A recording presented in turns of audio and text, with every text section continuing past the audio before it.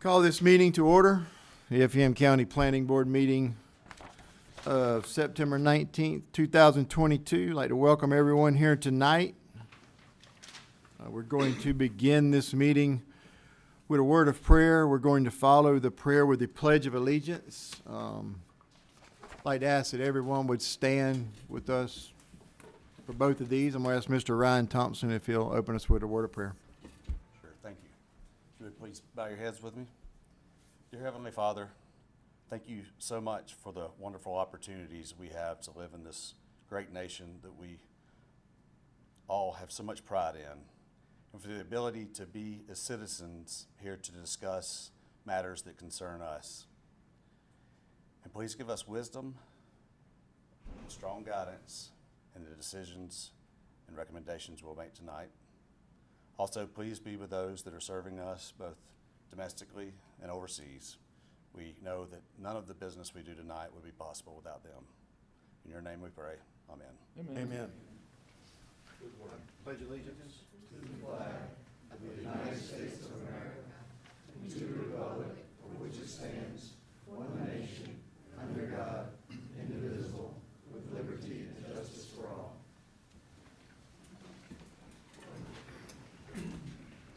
Thank you. Thank you, Ryan. Our agenda, are there any items we need to add or delete from this agenda? No changes to the agenda. No changes. I call for a motion to approve this agenda. Motion to approve. Motion to approve from Mr. Higgins, a second from Mr. Zipper. All those in favor? Aye. Approval. Any opposed? Motion carried by all. Minutes from August 15th. Any comments, corrections, additions? Call for a motion to approve these minutes. Make a motion to approve. Motion for approval. Is there a second? I'll second. Second, Mr. Thompson. All those in favor? Aye. Any opposed? Motion carried by all. All items presented tonight will be presented at our future Board of Commissioners meeting. That meeting is also a public hearing. Items which are approved as well as denied will move forward to the commissioners. We'd like to ask that everyone that wishes to speak, you would come forward to the podium when the item of your interest is called.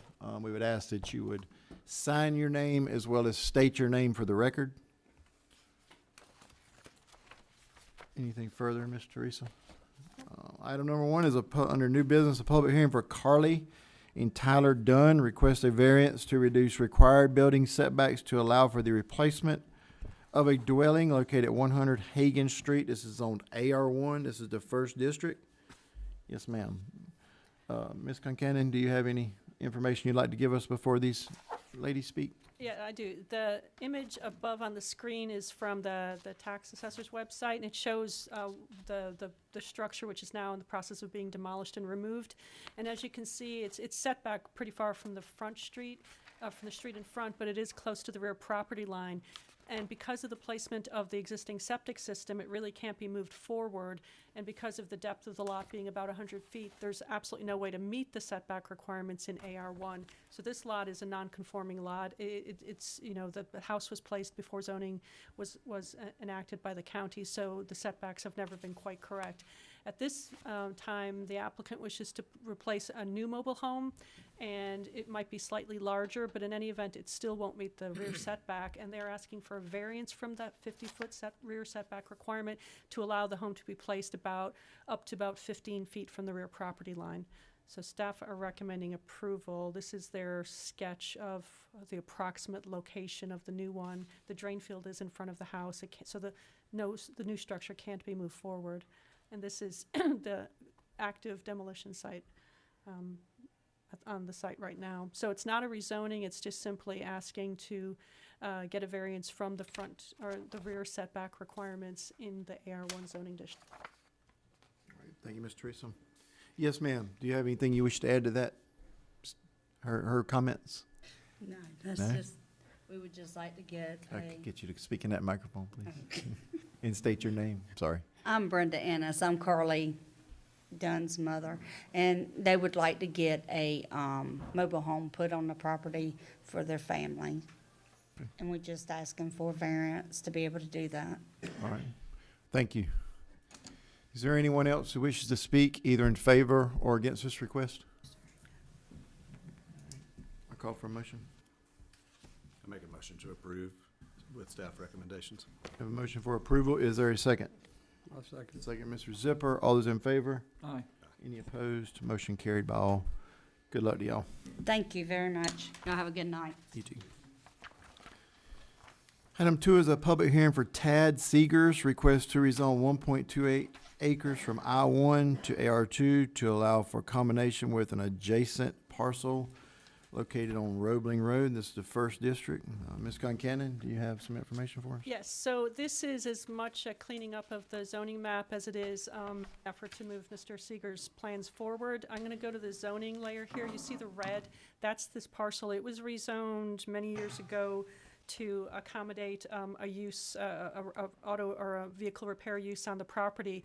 That has changed. Mr. Seegers has purchased it. He wishes to put at least a single-family home, if not perhaps do some additional development later on. And we've talked to him about his plans, and we did suggest that he rezone the industrial portion to AR2 to match his other, the rest of his acreage with the pond so that they can be later combined and he can proceed with his ultimate development plans.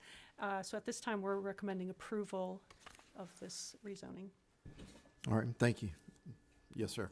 Yeah, my name is Tad Seegers, and thank you for staff's recommendations and all their assistance. That's all I have to say. All right, sir. Questions, comments from the board at this time? So it was I-1 and he wants to go to AR2 and put a house on that racetrack?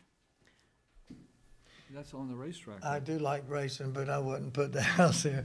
No, sir, we've got, the boundary line is not the fence, and it's not gonna be, I've got requirements for 25 feet, I believe, from the boundary line.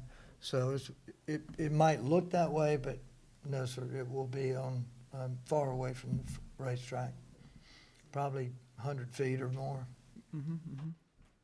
But your backyard is the front straightaway.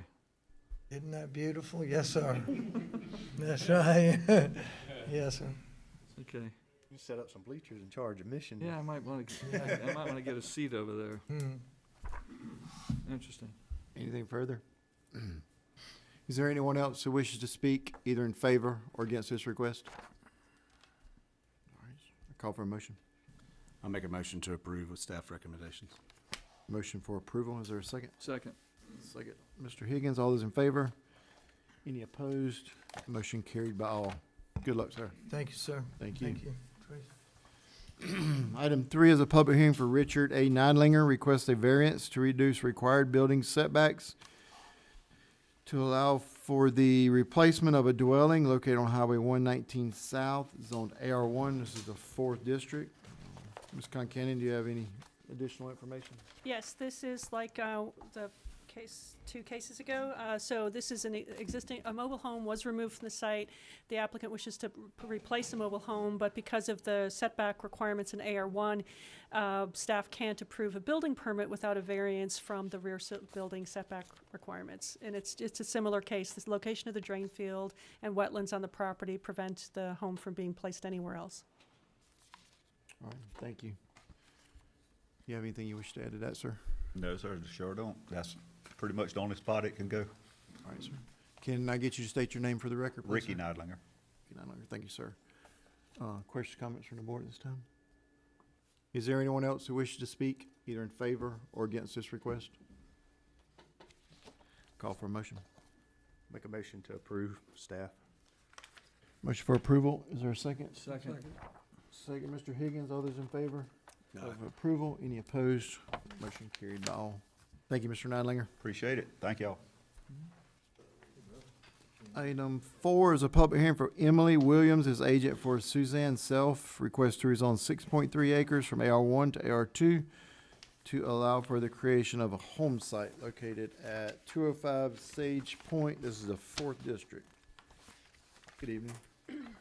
Ms. Teresa, do you have anything to add to that? Yes, so in this subdivision, lots generally are 4 or 5 acres. The lots fronting on low ground are smaller, they're 2 to 3 acres. The applicant wishes to subdivide this lot that's highlighted here so that it will be split into a 4-acre and 2-acre approximately parcel. The rear parcel will be accessed by an easement, and the reason they wish to subdivide it is to add a second home, but also for the purpose of financing. You can't, they wouldn't be able to finance a second home, 2 homes on the one property. So this is really just to sort of expedite their plan to add a second home to their home site. Because this is a major re-subdivision in an existing major subdivision, we did include in the staff report the criteria that we have to use. And we've had these cases, I think even the last meeting, we might have had a similar one. We have these, and it's always really depending on whether we can recommend approval or not really depends on what the surrounding area looks like. So there are 2-acre lots in the subdivision fronting on low ground road, so there will be some consistency there. The remainder of the lots on Sage Point are larger, so it's a little inconsistent there. So at this point, really, it depends on whether there's feedback. We haven't heard any feedback from the neighboring property owners, but at this point, really, it comes down to whether anyone would oppose it based on it diminishing the character of the area of the surrounding lots. But staff have recommended approval, and we have added conditions, one of which that the parcel may not be further subdivided. Thank you. Yes, ma'am. So the land currently, my name's Emily Williams. The land currently belongs to my mom. We will be keeping the whole piece in the family. But in order for my husband and I to build our house on the back part, we have to own that piece of land for financing. So the front part will still stay with us. We just have to own our part. All right. Questions, comments at this time? Is there anyone else who wishes to speak either in favor or against this request? Call for a motion. Make a motion to approve with staff. Motion for approval. Is there a second? I'll second. Second, Mr. Zipper. All those in favor? Aye. Any opposed? Motion carried by all. Thank you. Good luck. Thank you. Item 5 is a public hearing for John Morgan Bolt and Kelsey Shea Bolt as agents for Kirby Scott Willis. Request to rezone 2.15 of 11.52 acres from AR1 to AR2 to allow for the separation of a home site located at 421 High Bluff Road, and this is the 4th district. Ms. Concanon? So the applicant wishes to, the parcel is highlighted up on the screen there. The applicant wishes to subdivide a 2-acre portion up at the front, and it's shown in this plat here. This is the part that would be split off. There is an easement included for the rear portion of the property. Staff are recommending approval of this. This is just a basic subdivision for a home site, and because the new parcel is less than 5 acres, it needs to be rezoned to AR2.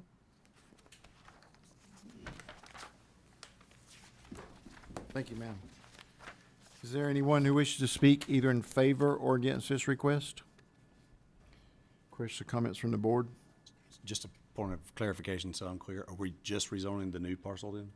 Yes, just rezoning the 2.15 acres in the very front that are here. Okay. Yeah, So the balance will stay AR1? the balance will stay AR1. There's an easement through that front parcel, Teresa? There's an easement through the front parcel, yeah. Anything further? No. Call for a motion. Make a motion to approve with staff recommendations. Motion for approval. Is there a second? I'll second. A second, Mr. Thompson. All those in favor? Aye. Any opposed? Motion carried by all.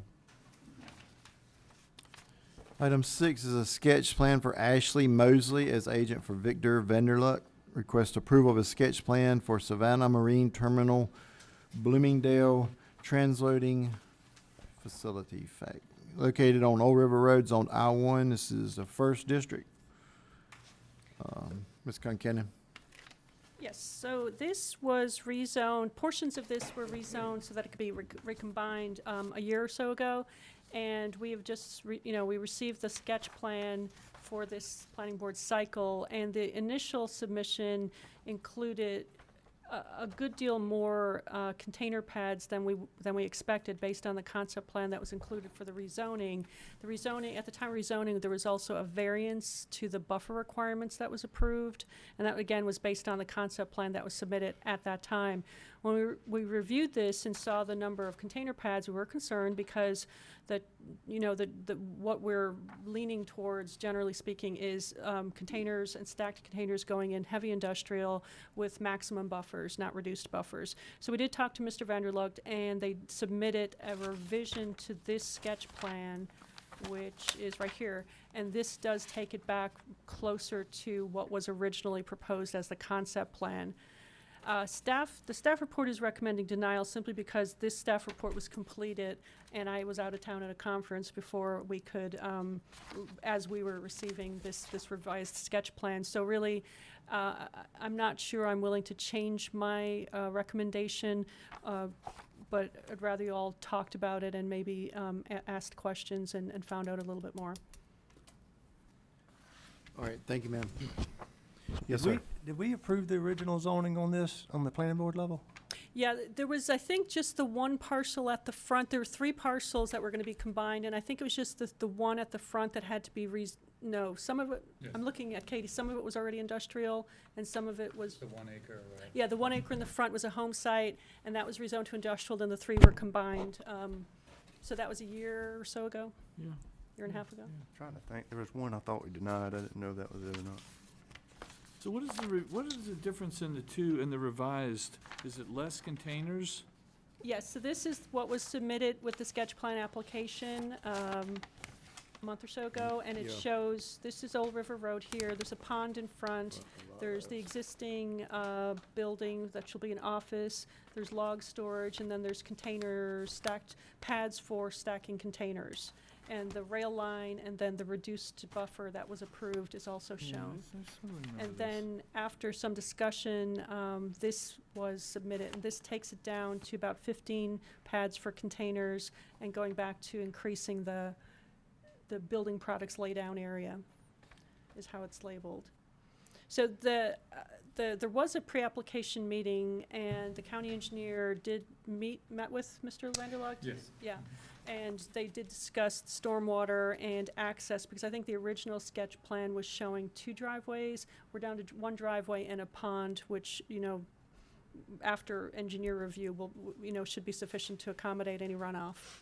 But the concern we had was that this went from being a log export yard, a log and grain export yard, conveniently located next to a rail spur that will be added.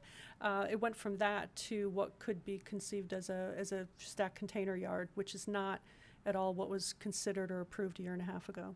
So it looks like the timber has been taken out of the sketch plan, where they had to lay down for timber to put in the containers. Where is it in the new revised edition? Have they got rid of the timber? Tell you It's what, called let's building products laydown area is what we're let these seeing now. gentlemen talk, Okay. and then All and right. then we'll get some questions. All right, I'm sorry. going. Sorry to get the cart before the horse. Is it okay? Yes, sir. Victor Vanderlugt, owner of the property. Pretty much what we, I tried to see if I could, after discussion with the engineer, thought maybe it would be acceptable to be able to stack containers for the operation. I know there's some pushback against total container stacking, and that's not what I was trying to do. I was basically trying to stack the containers that I would be loading. And then when we sent that in, Teresa was pretty quick to let us know that that's not, very popular design. So we've pretty much gone back to the exact same design, except we moved the detention pond to the front of the property, which is, some of it is just for aesthetic reasons. I think it would look better, from the street. And that's actually why I wanted to do it. And I think it'll give more cover from what we're doing in the back of the property, but pretty much after I got that response from Teresa, I'm not gonna stack containers there. I know, I know you don't want me to, so I'm not gonna just do it, you know. So this is what we're planning on doing there, and we'd be doing, the logs and other building products in that area. And then eventually, unloading, rail cars. So that's really not changing. Can I ask a follow-up then? All right, yeah, questions or comments? So when the eventual rail yard, rail spur comes in, that doesn't change the plan for what you would need containers-wise? Correct. Okay. We're always gonna unload rail cars into containers. That's, I have a business downtown, and I do the same thing. Right, I'm just saying it wouldn't change the need to then stack them because you'd have more business coming through with the rail Oh, being I'd open. love to be able to stack them, but I understand that it's, About the future that you don't want me controls of to, it. yeah. I mean, if, I understand there's a, effort going around to try to figure out maybe a more acceptable buffer. And if that comes up and, you know, if I have that option in the future, great, but really, I'm just looking to develop the property now the way that, you know, we presented a year ago. Mr. Higgins, do you have any questions? I think I see the answer now, Mr. Burns. It seems that the laydown yard for the timber is in front of the area where the containers are. Is that correct, is it Vanderloft? Vanderleit. Vanderloop. Mhm. I don't think I've said that right yet, but I'll call you Mr. V. As close as most people, so. So are you depicting the laydown yard in front of the containers there, between the office and the containers in the Right. back? That's the Mhm. laydown area? Yes, Got yes, it. sir. Okay, because I see how you had it denoted as timber between the office and the container yard, but then you didn't highlight it here, but I see it now, I think. When we first met with Effingham, the engineer looked over the plan, and he didn't really, at the time, he didn't see a noticeable difference during that meeting. He said, looks like you're doing just about the same thing that you're, submitted with the rezoning. So based on that initial meeting, we submitted the drawings, and then Teresa came back and commented, and we resubmitted again. So that's why you see two different submittals. I got you. Can I get your name, sir? Ashley Mosley.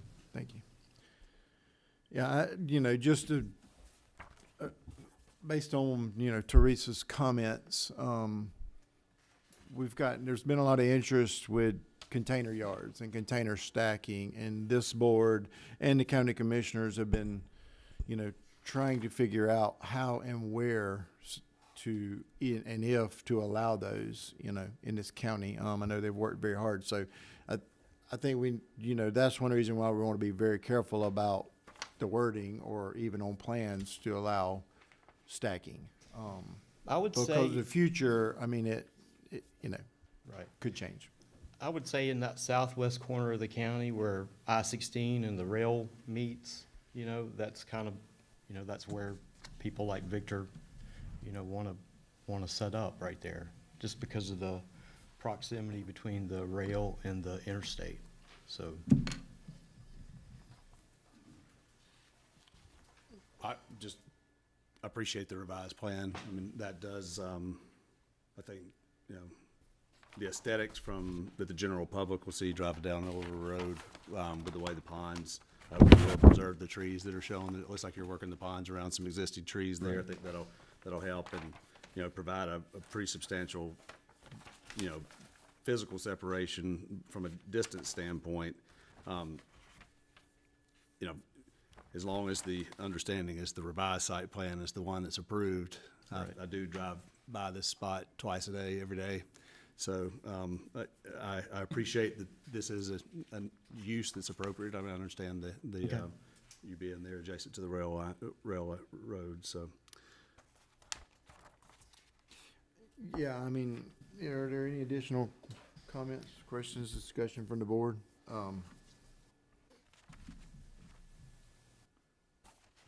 You know, I agree. I mean, I think they've answered, you know, the questions, the comments. It looks to me like it's been addressed. I mean, I hate to see this process get held up. You know, I think when staff has an opportunity to review it, I think they're going to agree. So, call for a motion. I'll make a motion to recommend approval for, is there a date on this one that's revised? Actually, I did include conditions in case you were recommending approval, and let me go that back to does that. specifically mention the September 13th concept right. plan being the one. Then I will make a recommendation to approve the sketch plan for Savannah Marine Terminal Bloomingdale Transload Facility with the following conditions: that stacking of shipping containers are prohibited, and the reduced buffer approved on 5/18/2021 is associated only with a sketch plan submitted on 9/13/2022, and all other future uses of this site shall be subject to additional review and consideration of the buffer variance. All right. I have a motion to approve. Is there any discussion, questions? Call for a motion in a second. I'll second. Second, Mr. Higgins. All those in favor? Any opposed? Motion carried by all. Thank you, gentlemen. Thank you.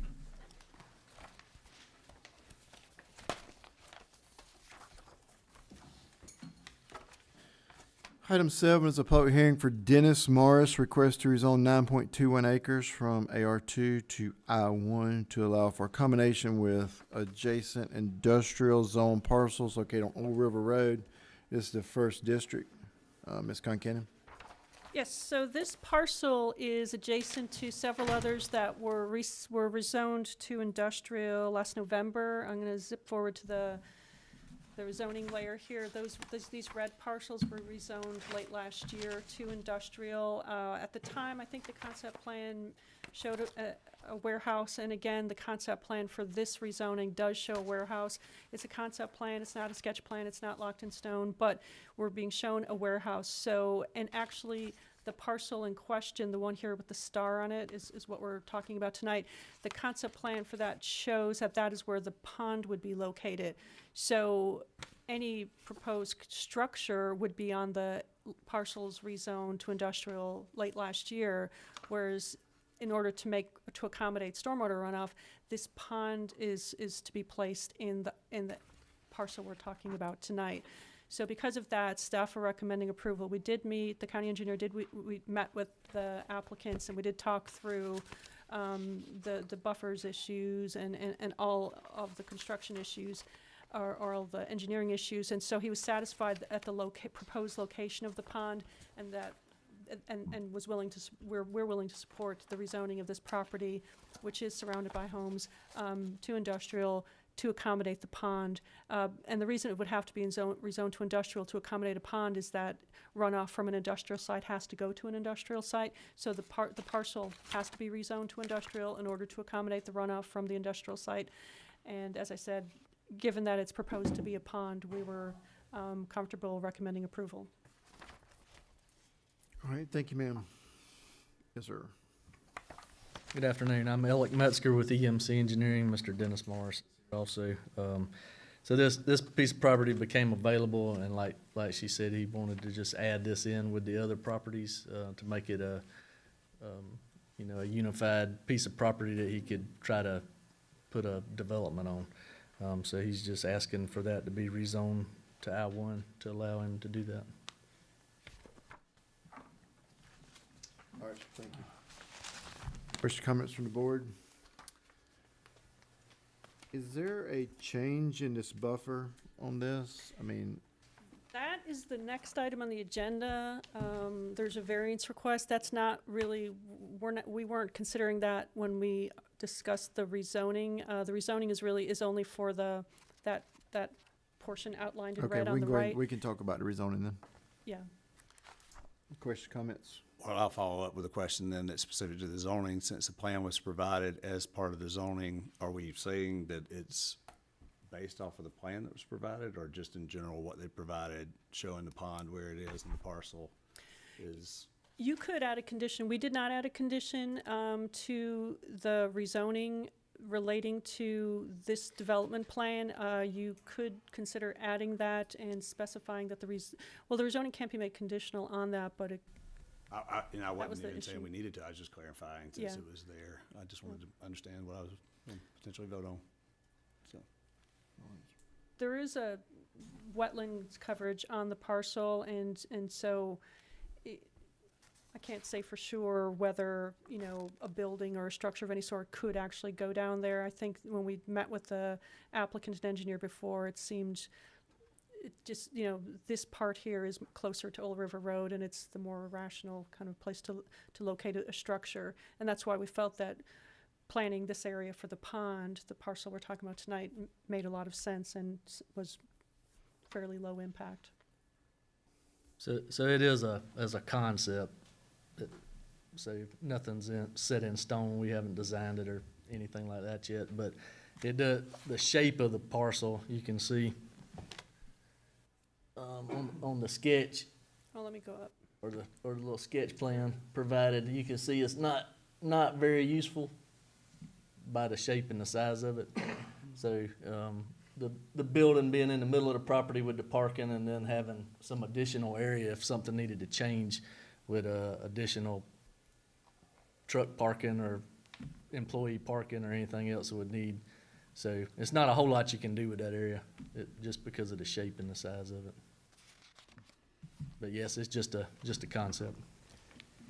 One of the other things we did on this here was that we was just going to use it for a detention pond, and that eased up a little bit property up front there for the parking lot and things. Have nothing to do with any kind of building on that at all. That's strictly just going to be a detention pond. Could I get you to state your name, sir? Dennis Morris. Thank you, Mr. Morris. All right, is there anyone else? Mr. Morris, we may have some questions for you in a moment. Is there anyone else who wishes to speak either in favor or against this? Yes, sir. My name's Kenny Reddick. Will they plan on putting this retention pond here with all these woodlands are at? Has anybody did any kind of wildlife study? Can I get you to come to that microphone, Yes, please? sir. Has Thank you. anybody done any wildlife study on this to see if there's any federally protected birds such as owls or hawks that live within this woodland area that's going to be destroying their homelands and their homesteads? Ms. Teresa, can you speak to that? I don't know of any environmental study that's taken place. Wouldn't you think it'd be more natural to think about doing a wildlife study on it before we just start destroying lands for federal protected birds? That's not usually part of the rezoning process. I mean, that would be responsibility of the owners of the property to make sure there's a wildlife study on it, that they're not disturbing federally protected birds. Am I correct? It would be, yes. Yes, ma'am. So I would like to see that the owner take it and do a wildlife study on it before they destroy all this timberland for these federally protected birds. Because I'm pretty sure there's going to be some red-tailed hawks and some owls that live within this woodland area. Because as they are all around in this county. So I would think it'd be responsible of this planning board to recommend that the landowner or the property owner, whoever, do a wildlife study on it before they just destroy this homelands. All right, sir. Thank you. Yes, sir. Yeah, my name's Thomas Smith. I own two properties right here on 101 and 103. My concern is, where is all this water going to go? The backside of that property holds about 3 foot of water when the river comes through. Now, the river comes through the other cul-de-sac, and that cul-de-sac, when it breaches that cul-de-sac, that water breaches that property, and that property is about 1 foot to 3 foot underwater. And I'm just trying to figure out where all this water's gonna go, because, I mean, I have pictures of it on my phone if anybody would like to see it. I'm not trying to get my property flooded. If they build this up, I mean, it's gonna flood my property. If anybody would like to see it, would you? That's sure. Anybody too as well. That's your property, their property? That's my property, and that's the property they're talking about putting a pond on right there, right behind me. And this is the river pushing. So he can dig a hole. I'll get you to go back to the microphone. Thank you. I mean, that's all the river pushing. Right. I don't know, we'll, I've got a note here. We'll get Mr. Metzger, the engineer, to explain to us how he plans to hold the water. So if my property goes on the water, who am I to talk to? Because it's withheld a 100-year flood where it sits right now. So, I mean, it's very important that they find somewhere to put that water. Right. Because it's not just rainwater, it's the river that's pushing through that property. Okay? That's my concerns. All right. Thank you, Mr. Smith. Thank you.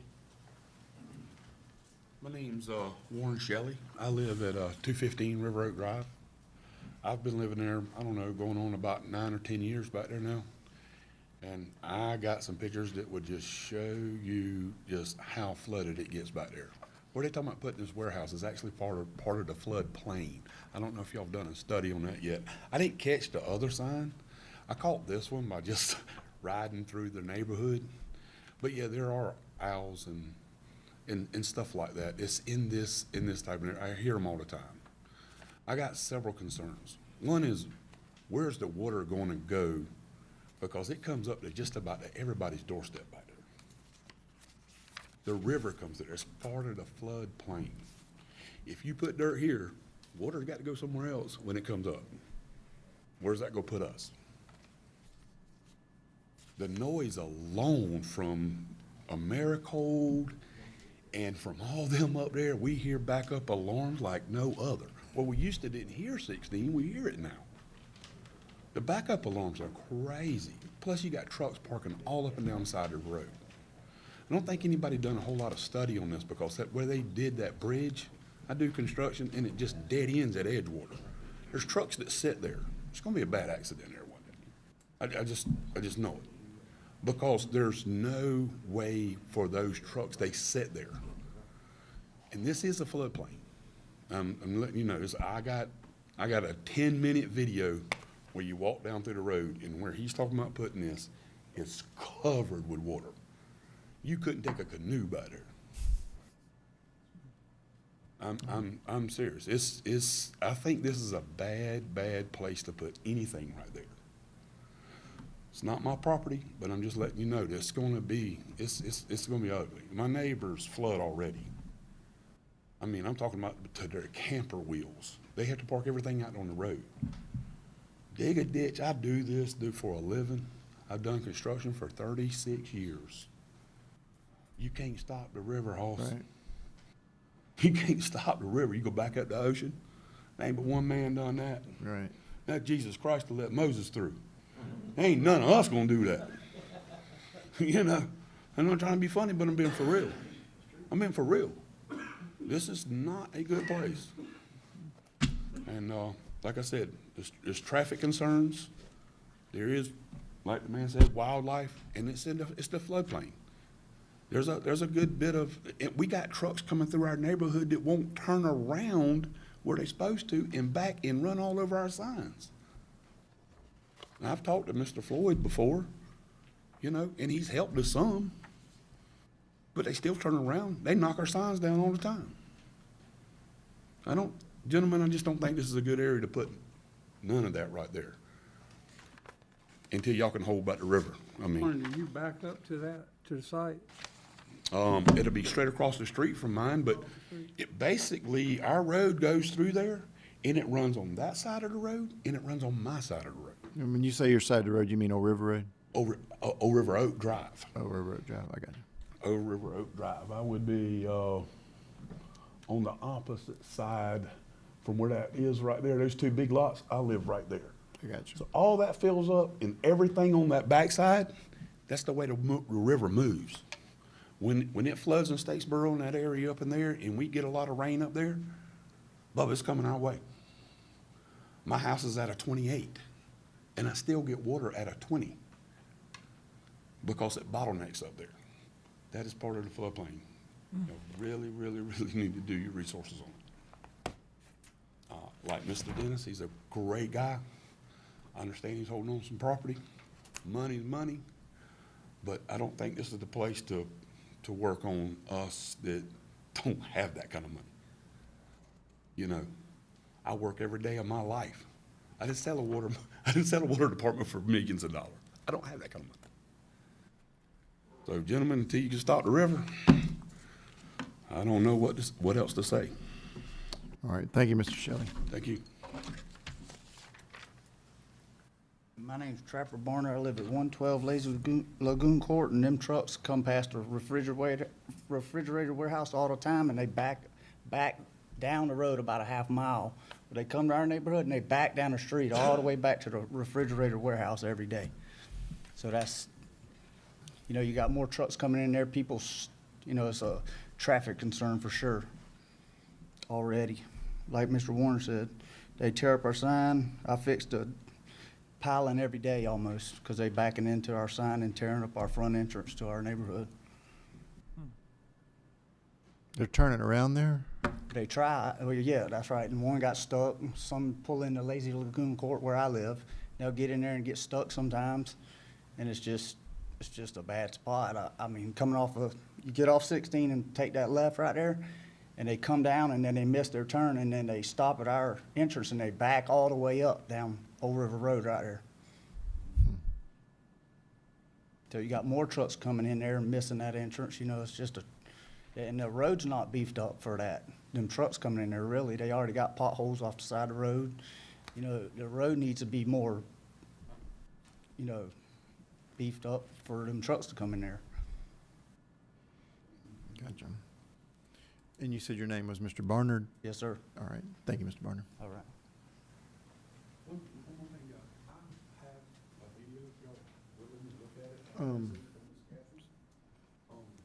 We believe you. We do. Does anyone else wish to speak in favor or against? Mr. Metzger, do you wish to address some of these concerns, or can you come answer some questions, please, sir?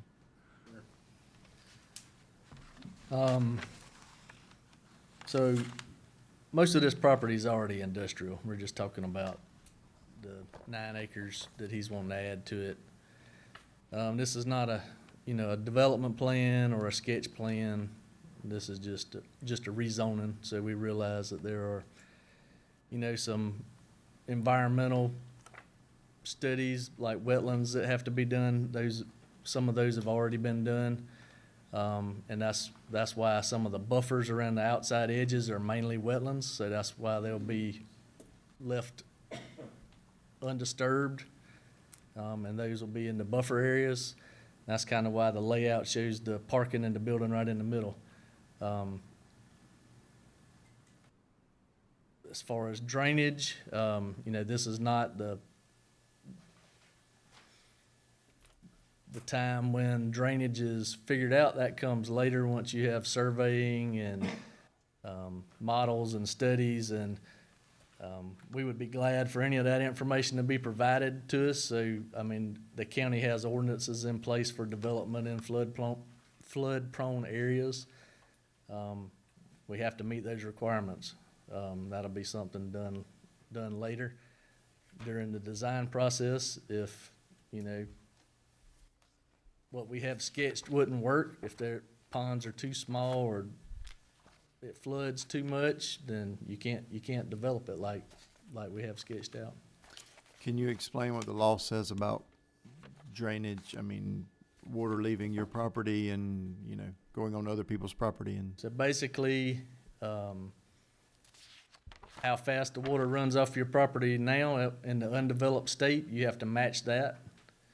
So detention ponds are put into place to slow the water leaving your site. That would be during just normal rain events. As far as flooding, floodplain issues, if you add dirt to a floodplain, you have to take it out of the floodplain. You have to balance it out so you don't create a rise in floodwaters. So that would. Can you explain that last thing again? So it is. The county's floodplain ordinance is just like FEMA's floodplain ordinance. They adopted that, and it's basically like a bathtub. If you put a scoop of dirt into a bathtub, the water rises. So what you have to do is take a scoop out. So you have to balance or mitigate the site based on what FEMA is required and the county is required. So, so they would be those issues, there would be detention, and then also Effingham County requires water quality to be treated by low-impact development practices, bioretention areas, grass channels and swales, to try to clean up some of the water that leaves the site so it's, you know, better than just running off the parking lot and going into the woods. So all of that stuff has to be addressed during the, you know, development plan stage of the project, and that's when plans are submitted, reports are submitted, and all of those are reviewed by the county staff and their engineer.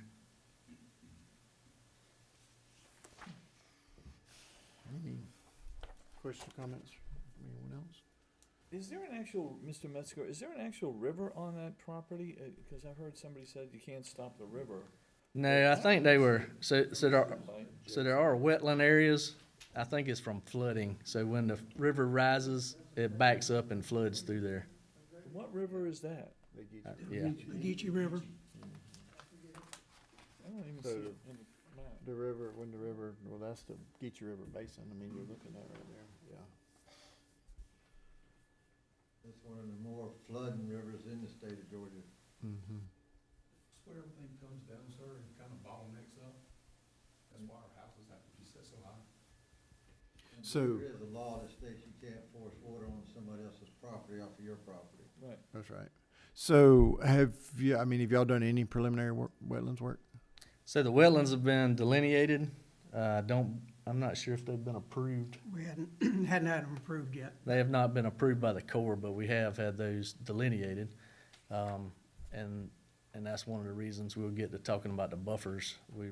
A lot of the wetlands are around in the buffer areas that are gonna be, you know, maintained and undisturbed.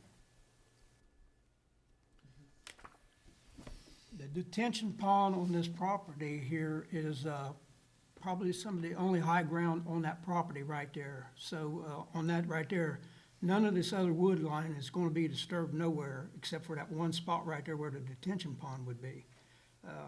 We're going to be well off of from the setback from the properties. And these gentlemen can tell you too that, you know, it does flood back through there. It definitely does, but it is it flows in, it's trapped. There's two 24-inch pipes on one of the roads where it drains back out, but it comes across some of my family members' property over there on a little dirt road going into their house, and it breaches that little dirt road that goes into his place, and it does fill a lot of it back there. And it's been like that for years. I started there in '91 when we built the water system, when they built the subdivision, and I've been there when they had 200-year floods. And some of this property that I have here has never went underwater, but a lot of it does. And it ain't gonna be disturbed because it is a flood zone back there, and we understand that that's not gonna be encroached on. So obviously you know the area and you know the people. I mean, what's your answer to them? I mean, about, you know, their concerns, because I can see their concerns. I mean, if the river fills up, there's nowhere to put water. I mean, if yours is lower and yours used to fill up with water and you build it up and now you've, you know, pushing water off, I mean, what's your, Well, how is their property protected, I guess? Or how are their lives protected? Whether I do anything on there, the water's gonna stay the same level on their properties anytime it floods. And what we got right there, what he just said, the detention ponds are to take up for that fact that it won't flow back into the ground on the higher ground anyhow, that doesn't go underwater. But still yet, there's no way to stop the water from coming in there, and wouldn't want to try to stop the water from coming in there, but it does go back down slowly. And I have 2 bar pits in there right now that are basically just about to dry up because we haven't had no rain and everything. So if you don't have the rain, it don't do it. But when the river comes up, water does back up in there. I don't deny that a bit and everything. But they got it sketched out to put the detention ponds up to the front and back around about 4 detention ponds in there. And that'll cover whatever we do on the property to cause any kind of a water issue. The detention pond should take care of that. But now, like he said, I can't stop that river, wouldn't want to. The wildlife thing, like I said, I'm not going to disturb, some of these people, their houses right there from where from the property line back over there, the offset from it, they can probably tell you, they got close to 100 foot back down in the wetlands that don't even come up to their house. So, I mean, you know, the water's gonna come back up on their property no matter what, no matter if anybody ever does anything with this.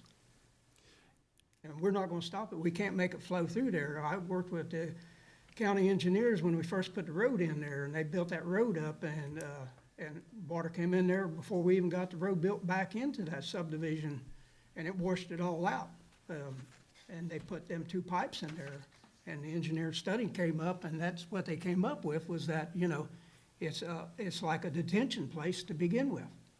But it's only came up to a certain point. And now, since they cleared that 200 acres off in the back there, now, I could say that probably did do a lot of things for the wildlife background through there. But I'm not gonna disturb very much far there. And I got family members that hunt on the property and everything like that. And like I said, I've been around there for about 15 years, but I've been there since '91. Two questions, I guess. So one, again, we're not approving the site plan as shown, but does that, what's shown, that's based off of the variances in the next? So in other words, with the buffers applied, they're gonna be significantly bigger, just assuming it's zoned right now, right? We would be about to apply bigger buffers to this piece than what's, without a variance. That's a correct statement? No, I'm not understanding you. No, So if there is a proposal in the concept plan to reduce the buffers from the required size. Which this sketch plan That is not a sketch shows. plan, no, I mean, that's a concept plan. We're not- concept, this concept plan shows. Shows reduced buffers that are Yes. smaller than the Buffers. Yes. required That's what buffers. Ryan's asking. Yeah, And that's and we exactly have a what I'm asking. different recommendation for that. It does show the reduced buffers. Yeah, that's what I'm trying to clarify, yes, thank you. And then, also, have you overlaid the FEMA flood line on it to know where it lands across the property? I have I not. can do that. Therefore,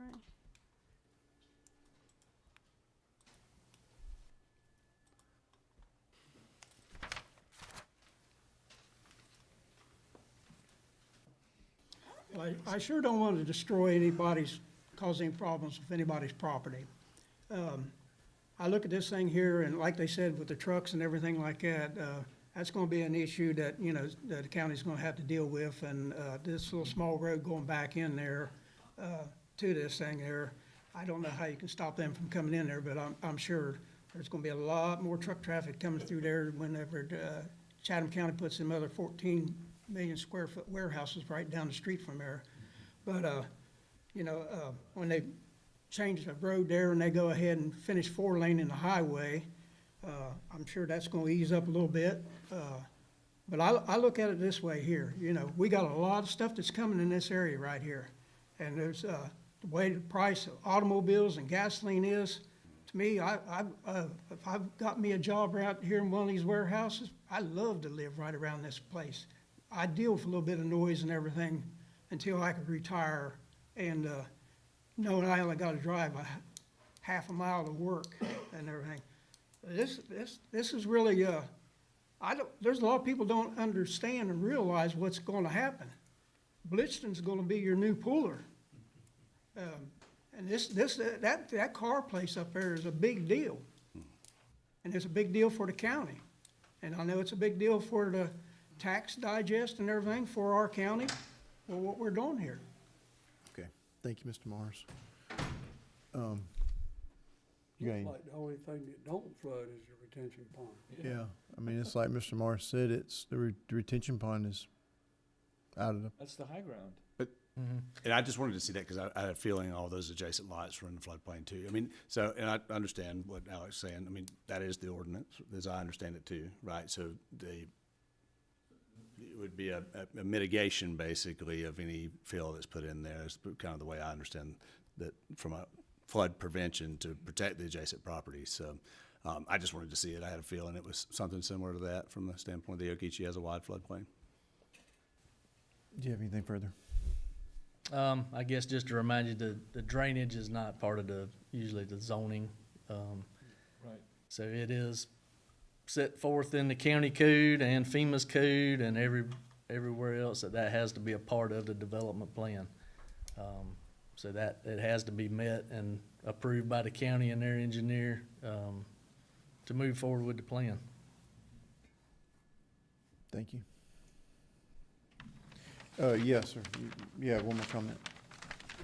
I did like to say the two 24-inch pipes that he's referring to, they're already overwhelmed. This is a video of over a foot over top of them pipes of water coming through that property. And it's running water. It's, you know, my thought is, well, if the river's running this way and he builds in front of the way the river's naturally running, then it's just gonna back over into these people's properties, even worse than mine. My properties are right at the end, right where the 24-inch manholes are, pipes are. And, you know, and I do everything I can to keep them. If I see a tree stuck in there, I'll go cut a tree out and get the water out there.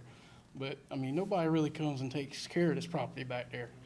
You know, you get debris running through there and clogs up the pipes.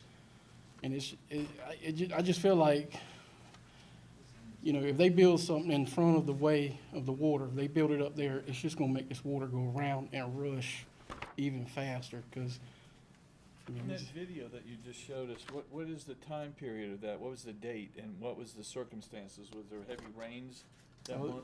this was a river flood. There was, I don't think there was any Was that rain. this year, the 2022? Sure. I can show you if you want. Yeah, yeah. Just curious.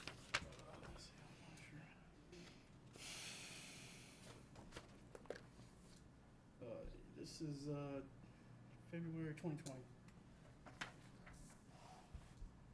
And that is like a whirlpool? Yes, sir. Yeah. That's about a foot above them 24-inch I pipes. see, okay. It's scary when you start seeing those pipes. But All right. that's what I had to say about it. All right, sir. Thank you. Thank you. I want to show you. This is our road. That's our road. If you look at this is how it floods across. And I'm concerned, like you said, put a building, you burn it up. Where's that water gonna channel? It's gonna channel. Sir, I'm sorry. You've got to speak into that microphone. These meetings are being taped. It's gonna change that flow. It's gonna change that flow. Well, you're in the FEMA floodplain. If you live on the road that you said. Why make it worse, sir? You're on, I'm in the wrong. 225, 215 River Oak Drive is where I.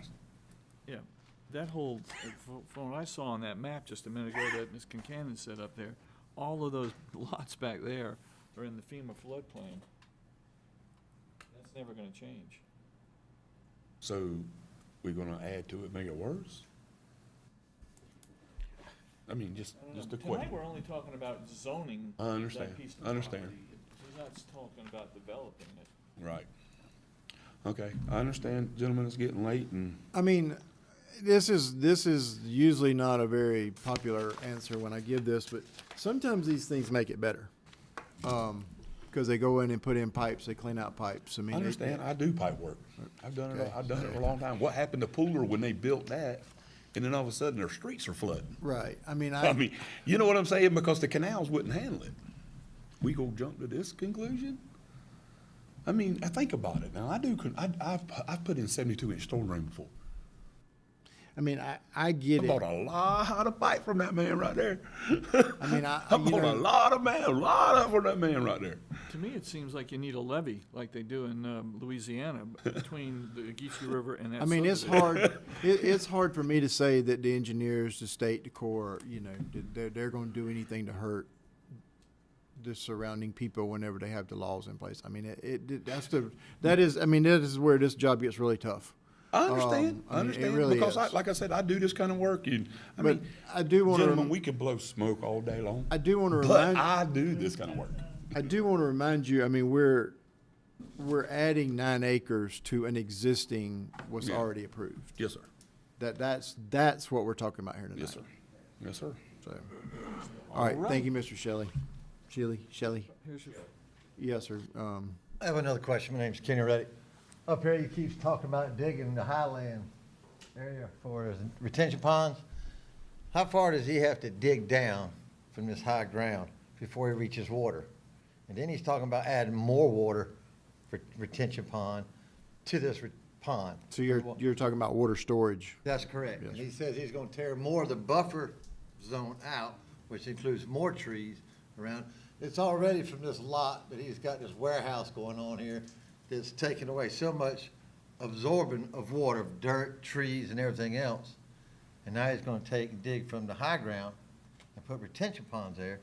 So how far does he have to dig before he hits the water table and it starts coming up from that way?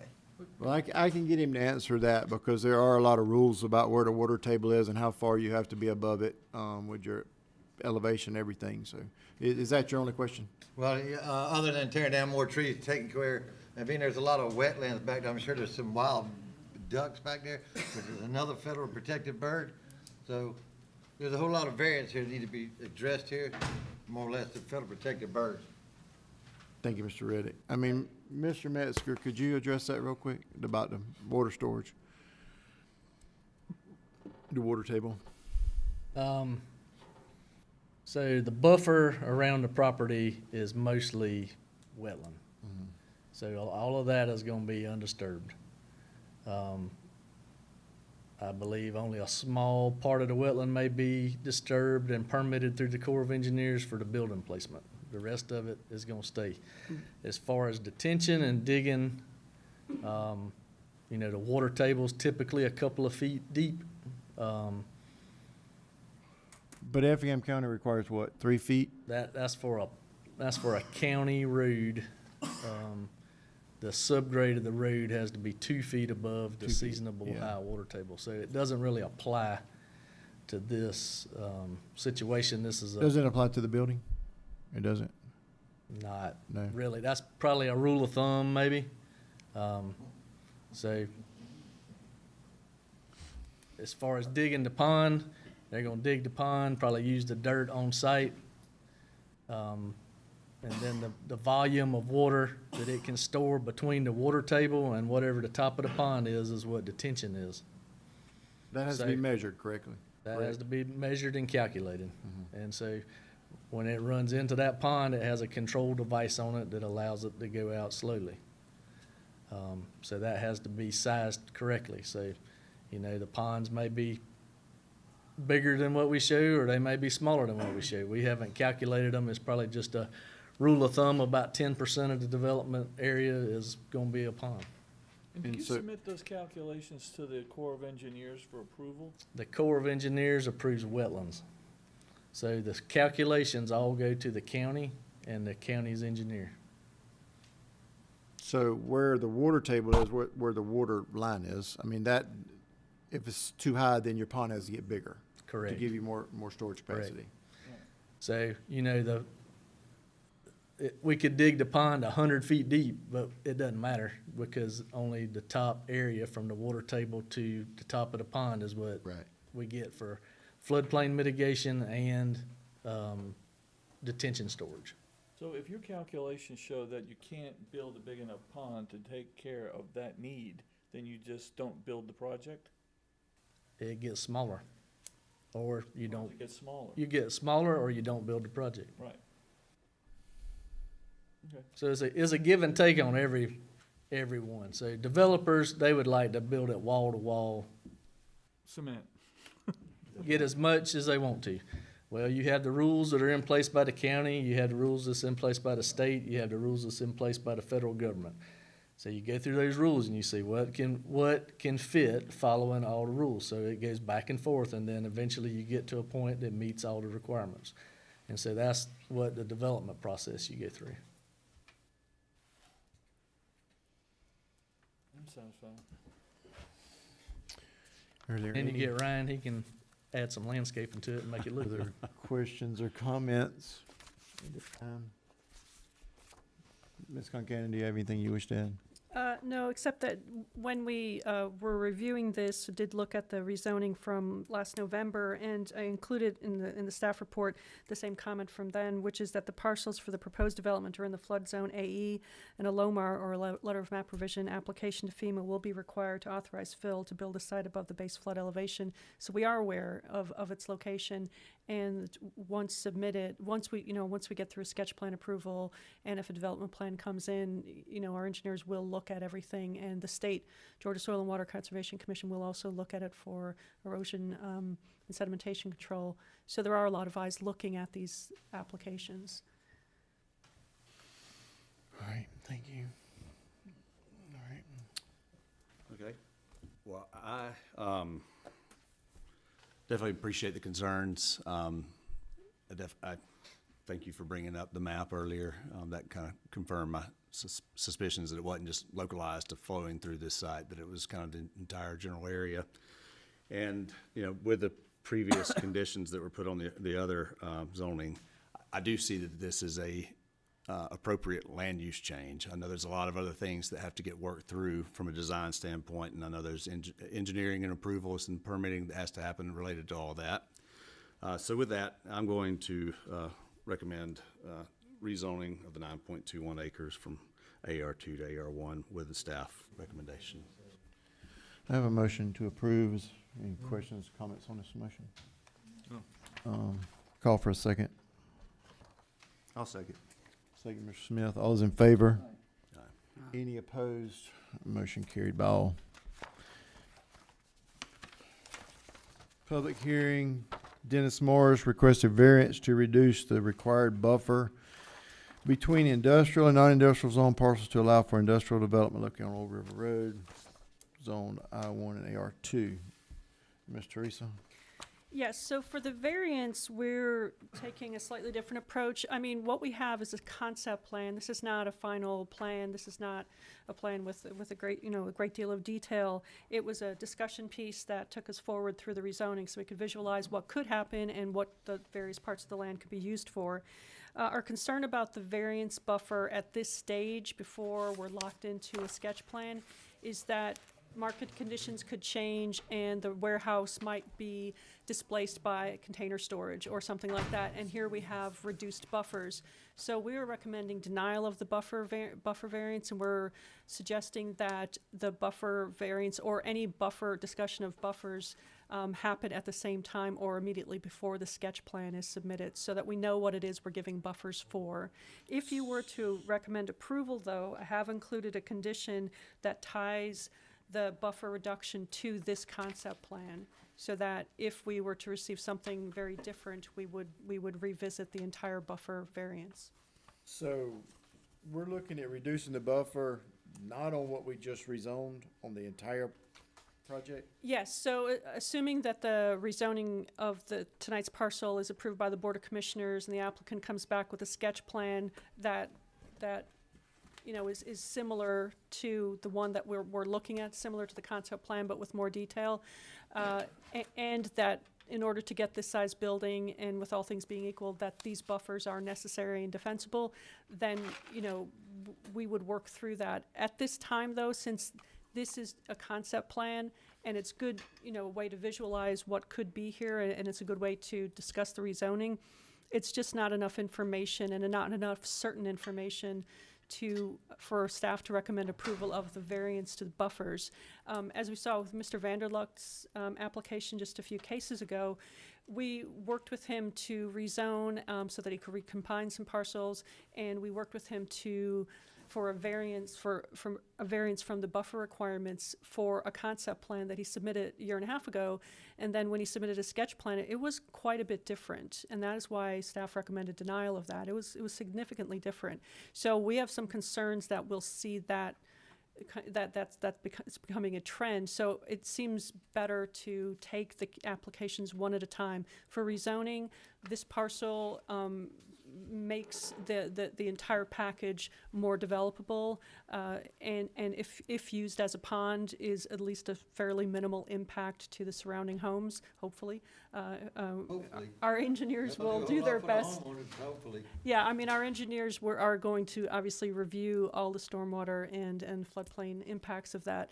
But for the buffer variance, the Board of Commissioners and you all have been getting a lot of applications for variances from our buffers. You know, we've all heard that. We've looked at ways to change the size of buffers, but also protect surrounding residential property uses.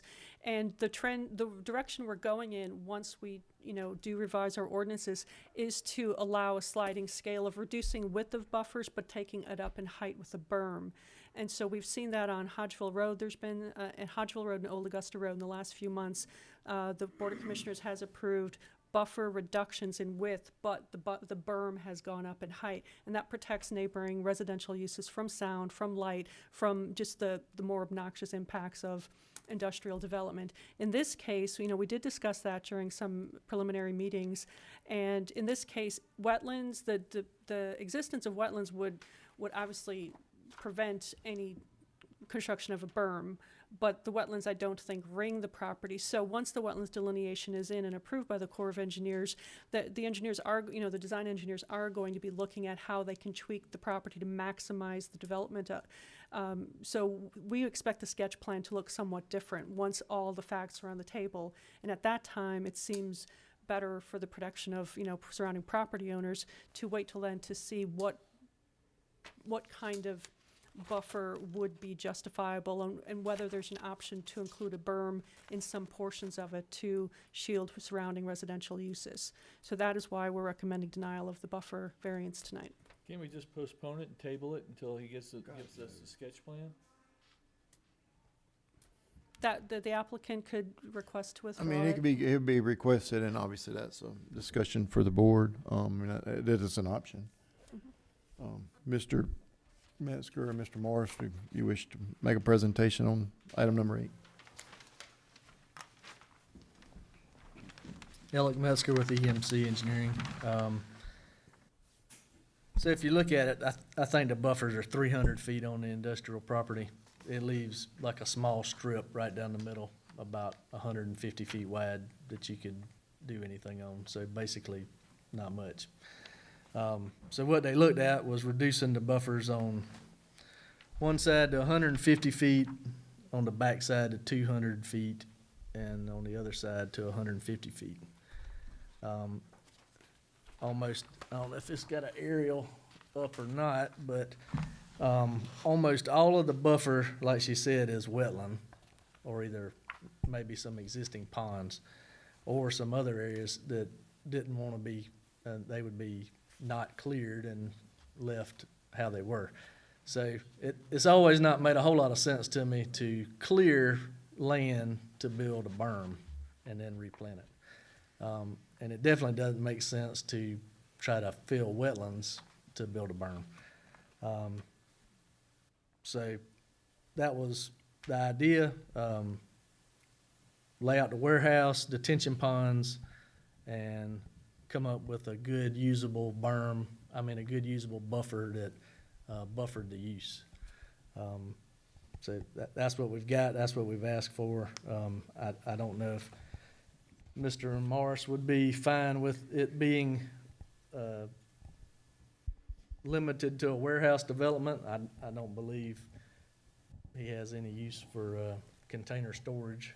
Right now, I have the property under contract, and one of the original contracts I had, this concept came up from that. And when they was trying to get about a 350,000 square foot warehouse right there. So we kind of stuck with that just to try to market the property. Now, the new owner, I'm not sure if he's going to go with this ideal for sure or not, but I was trying to get something there to him through the due diligence to show him, how much high ground he can get out of here and everything. And through the wetlands, I think it's 40-some acres total, and there's almost 30 acres that's not wetlands through the wetland study. But as far as the setbacks, I've had, Forrest Floyd, our county commissioner, we walked the whole property over, and, being that every one of these lots around this has, the back part of their property is wetlands where they can't use it, just like I can't use that. And that is where that water flows, and that water flows, like I said, across my brother's property, and that's the only place it comes in when it comes back in this whole thing. And so, as far as any of that there buffer, never be disturbed. Ain't gonna be no more trees cut down out of there. I cut trees off this whole property back about 15 years ago, and I wish I'd never even touched that with cutting them trees down, because they just made a mess out of it. But I did. The high ground that's in there right now, I got it where I bush hogged it down. It's high ground. I've been in there with the highest flood that we've had, and we just had a flood there a couple years ago, and I could drive back in there except for one spot right across that wetlands right up there in the front. Now, I couldn't drive across there, but I could walk across there and I can get through there. When the water backs up in here, there's no flow, but still yet, as far as the buffer, and that's what we're talking about now. I'm getting sidetracked, I'm sorry. But as far as the buffer, it's still going to be 300 foot, even though it's buffer part on their property that they can't do nothing with either. So it's better than 300 foot total on a lot of it. All right, so thank you. Questions, comments this time from the board? Is there anyone else who wishes to speak? Yes. We may have some questions for you guys in a minute.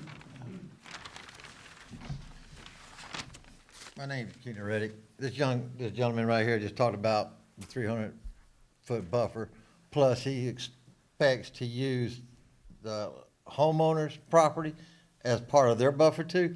And that's kind of ridiculous, don't you think? Because they're gonna be paying taxes and they're gonna benefit from them using their property as a buffer. And if this is all preliminary for he wants to prove to somebody else, why are we gonna prove anything that's really not gonna be built until you get somebody else to do, who could come in and put a warehouse, and you got what, 50,000 square foot of concrete? That's not gonna absorb nothing? And where's all that water gonna go flowing at? Back to the buffer land, to the wetlands, to these people's property in their backyard. But I would really like to see, before any of these other woodlands are taken out from here on out, that there be a wildlife study done, because there's federal protected birds out here that nobody seems to care about. We care. Yes, Thank sir. you, Jim. Thank you, Mr. Reddick. Yes, sir. I'm seeing this, this red line here. Now, what does this red line represent? Come on up here. Sir. So, I mean, look at this side.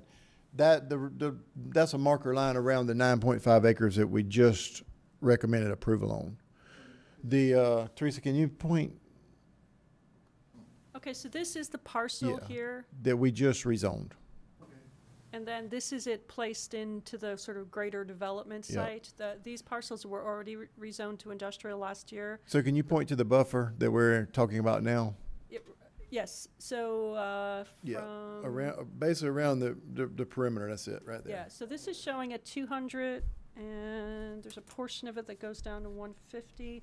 Obviously here, you know, it's all buffer, because there's no structure. It's potentially proposed to be a pond and vegetative. I'm looking here. That counts as buffer? Yeah. Yeah, I'm sorry. I was just concerned. I see, Yeah, it's you know, 200 the back red lines going through my property. No, No, that was just to that's highlight just a it. magic marker line. Okay. Yeah. Keep talking to the microphone, I'm please. sorry. Yeah, that's what, I was just concerned. I'm like, well, is he figuring on using my property? No. No, that was me. That was No, purely this me. is, we're merely discussing what the county ordinance says for the buffer and what he's asking for the buffer to be. That's what we're discussing now. So just quick, well, how far off my property would this pond be? Because if you dig a hole, and if it gets erosion, it'll, you know, it's gonna. I guess in that area. 101, 102. I'm sorry, 101, 103. I think it's 150 Yes, sir. It's this one and this one. No, Right here. Yep. It's 200 feet from these properties and at least 150 feet from that. And y'all are asking for that to be smaller? No, that's what we're asking for, is Oh. 150 and 200. And use your backyard part No, of it as a that's buffer. not- So we're not asking for anybody's backyard to be used for a buffer. Yeah. What they were saying was it would be part of their property would provide additional screening because Yeah. it was so deep of a lot. We're not asking for anybody's property to be used for this project. Right. So we're wanting to provide 200 and 150 feet Right. around the whole, undisturbed buffer around the whole property. Just so we're clear, I do use the backside of the property. When it's not wet, it's nice. We run four-wheelers around the back. That's where we shoot bow and arrows. We do all kinds of stuff back there, you know. I couldn't imagine, you know, hearing the noise from this place, Well, I guess the good part for you is you've got a 150 to 200 foot buffer plus a pond. That's going to be your backdoor neighbor. And then the building will be on over there if this is allowed and if this even happens. Yeah. What was your last name? Smith? Smith. Yes, sir, on 101 and 103. Your lot. Is there, and those drain pipes are right there they're actually on my property on 101. So that's where all that water is gonna come and start backing up. It starts at my property and starts backing up. So, Mr. Smith, do you have any more comments on the buffer? That's all. I think y'all cleared that up. I was just worried and what are you like? Okay. what Thank you, purpose? sir. Thank you. Is there anyone else who wishes to speak? All right, I'll close public comment at this time. Any questions or comments, discussion from the board? I mean, I think y'all know that I'm very concerned about ever reducing buffers. It's been, you know, it sets precedent. And I'm always concerned, especially on I-1. So. And this one in particular is, you know, it's got a lot of residential adjacent to it. So I know we had some. I mean, it surrounds it. Yeah. So we've had some other considerations on buffers in the past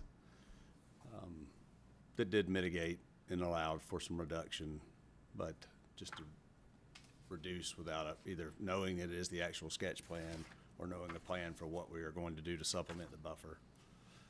I'm concerned with that. Anyone else wish to comment? I call for a motion. I will make a motion to deny the variance request from section 3.4 buffers. Have a motion to deny. Is there a second? I'll second. Second, Mr. Zipper. All those in favor? Any I'll go with that. opposed? Motion carried by all. So that's a motion for denial. As I said at the beginning of this meeting, this board is a recommendation to our county commissioners. So item 7 will go with a recommendation for approval, and item 8 will go with a recommendation for denial. County commissioners could choose to vote with us or go a different route, but obviously need to show up at the county commissioners meetings. So, thank you to everyone that spoke. Item 9 is a public hearing for Fred Evans, request to rezone 8 of 35.86 acres from AR1 to I1 to allow for a GDOT approved borrow source for a Georgia DOT project located on Turkey Trail. This is the 2nd district. Good evening, gentlemen. My name's Fred Evans, own the property. Oh, I'm sorry, Miss Teresa. Yes, so we used very specific language, the GDOT approved borrow source for a GDOT project. I spoke with a representative from Belford Beatty, and that is the terminology they use. And so we decided to go along with that. And this is not a borrow pit. This is not a surface mine. This is a GDOT approved borrow source for a GDOT project. This is adjacent to the proposed the Effingham Parkway, which is under construction. As you see there, it's on the right along here. That's the Effingham Parkway. So the proposal is for a surface mine in the uplands portion, borrow source in the uplands portion, from which dirt will be transported directly to the construction site. So I was assured that 75% of the dirt moving here would go directly to the construction site, with maybe 25% using any other roads to access other portions of the Effingham Parkway. So this is a sort of an in-between. It's not a pond. It's not really a surface mine in the normal sense of the word, where dirt is going to be sold off-site. This is purely for a borrow source for a GDOT approved project. And as such, given its location adjacent to the project site, we feel able to recommend approval. All right, thank you. Do you wish to add anything to that? She's basically got it covered.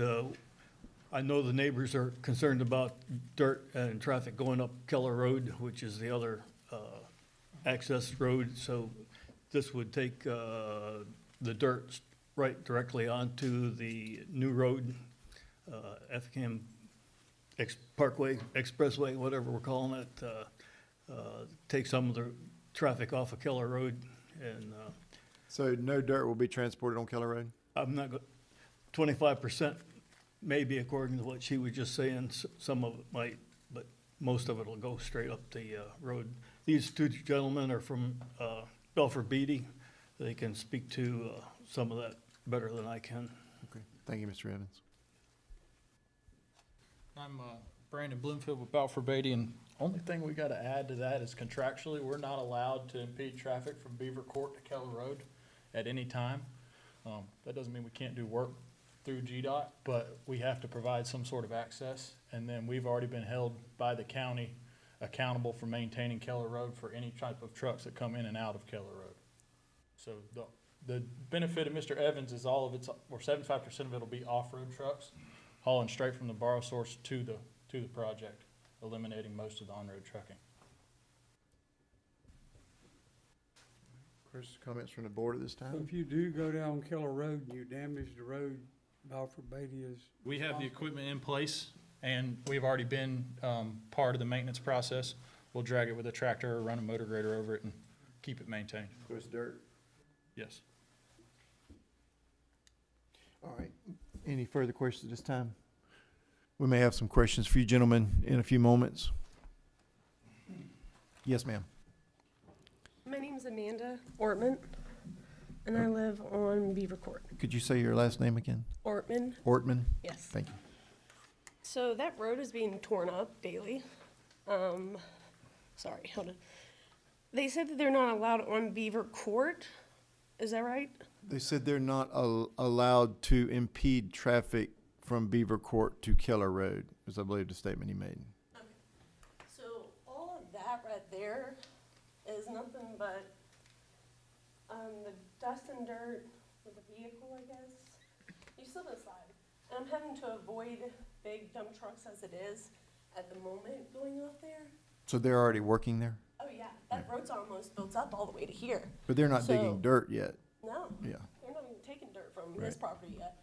But it's already built up all the way to here, and then they're only working right here now. Oh. So I don't know how they're gonna get, cause y'all also showed taking dirt from way back there versus up here. How are they gonna get back there? So is there gonna be an access point put in to that back 8 acres? I think there's another diagram that shows the right-of-way back to where the pond's gonna be. So are you actually putting a pond back there, or is it just gonna be a hole? Because we also have 6 children that play right up in there. Well, I mean, the Road here. when they dig the dirt pit, I mean, they'll shape it, grade it, slope it, grass it. Just like a surface mine of just a hole. It'll be like, I mean, it'll be a pond, a surface mine pond, deep, it'll be deep as they can dig it. So they're gonna be coming out of here then, and then bringing the dirt over to here? Is that what I'm getting out of this now? Because that's really why I came here, is I was trying to figure all this out. Like, we have a lot of traffic coming down that road. Then when it rains, it just is. Could one of you gentlemen come explain this, drawing, please? I'm very kind of confused. Justin Jones, I'm with Balfour Beatty. So the pink parcel in the back will be where we're digging the borrow source. We will come down this road right here and haul dirt north and south. Not on that road, we will come down the shoulder. Does that make sense? It does to me. What's the blue? Does the blue line mean anything? No, not at the current time, it doesn't. Okay. Did that make sense, Ms. Ortman? Yeah, so later on, is this just gonna be a big warehouse as well? That's. No. We're only doing 8-acre pond. She's, Okay. yeah. I just wanted to know. No, I mean, if, That's just dirt for the construction of the road, yeah, right? yeah. If he wants to develop the property past this, he has to come back here. That's what I was wondering, because of the industrial, I Yeah. thought a surface mine just needed permits, so that's why I was confused on the. Over an acre, it has to be rezoned industrial, and it has to go through the state.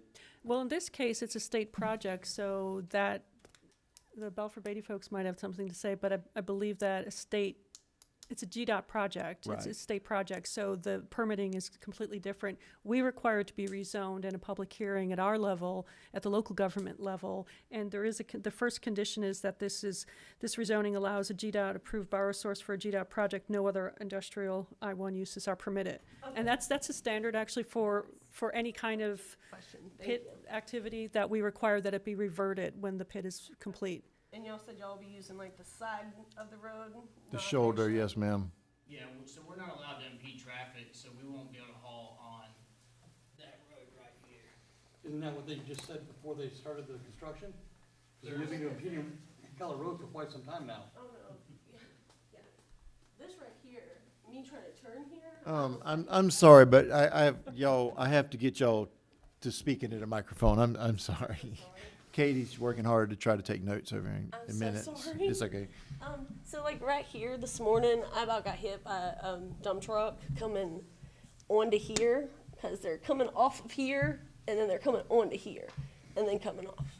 And so I guess he wasn't watching, or either I didn't see him out of the wood line there, but they're just going down Keller Road constantly.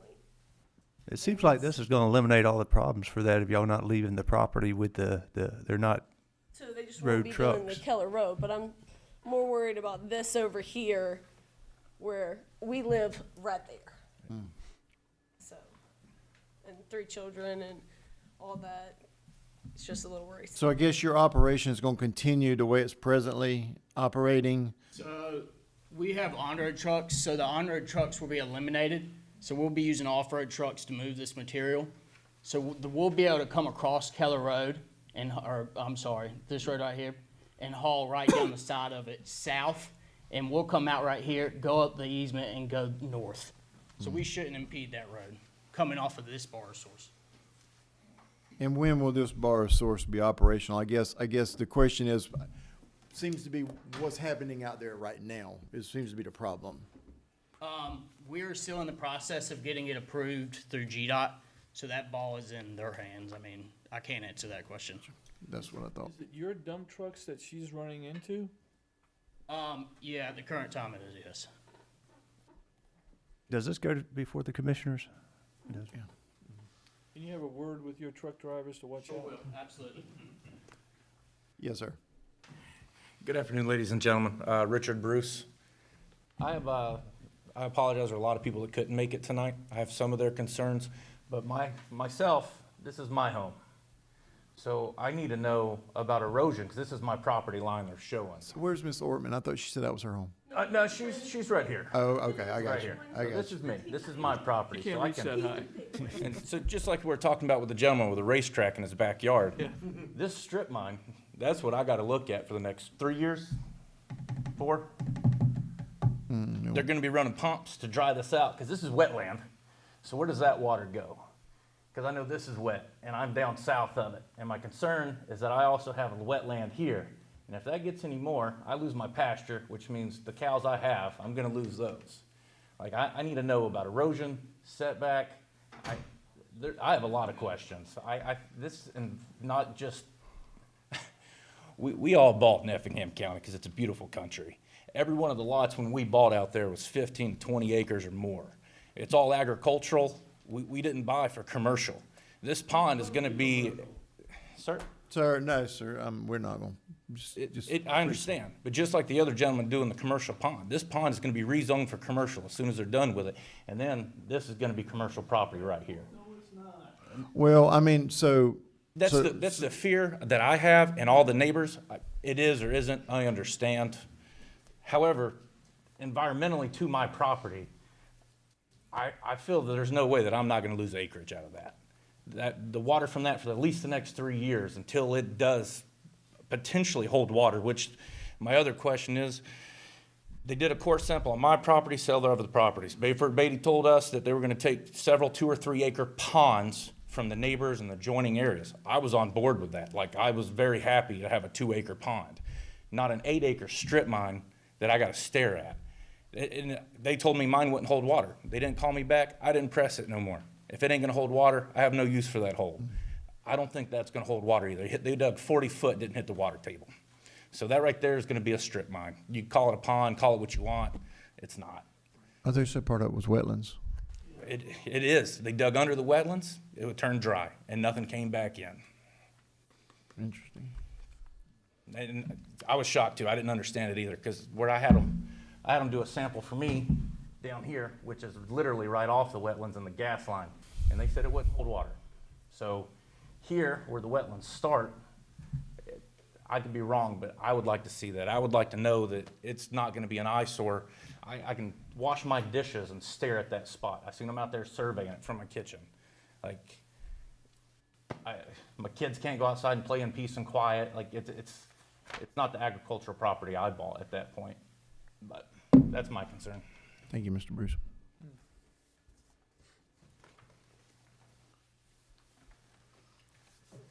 Good evening. My name is Kevin Martin. I'm a resident on Keller Road. Just an aside, the truck traffic has been quite substantial going down the road. I myself do not have children, but Ms. Ortman and everybody else in the neighborhood, there's quite a few children around there. Moreover, the potholes get big quick. I mean, with the rain and the trucks going over, I don't know who's gonna pay for the 2 rims that I lost on my car already. I mean, I had to have them repaired because they come out of nowhere because the trucks do that much damage that quick. Now, on the Chatham County side, it's a lot better because they put some crush and run type stuff down there that lets it go off. But when it gets a pothole, boy, I'm telling you, and they come over, I could go to work in the morning and come back that afternoon, and that's what damaged my rims. That afternoon, it was horrible. So I'd like consideration to keep that road more maintained than what they've been doing. Keller Road? Yes, sir. Well, and this is an aside, but they did say that a certain percentage would be going down Keller Road also. Right. And that's what we're running into right now. Now, they say they maintain it, but like I said, it does happen quick in their defense, it happens quick, but it's bad. Like I said, I'm taking out 2 rims on my car, and it is what it is. So I'd like consideration for that if we can, please. All right, sir. Thank you. Is there anyone else wishes to speak? My name is Kenny Reddick, and notice that they call it Turkey Trail, and I'm pretty sure the reason why they call it Turkey Trail, there's a lot of turkeys, which is another federally protected bird. You follow me?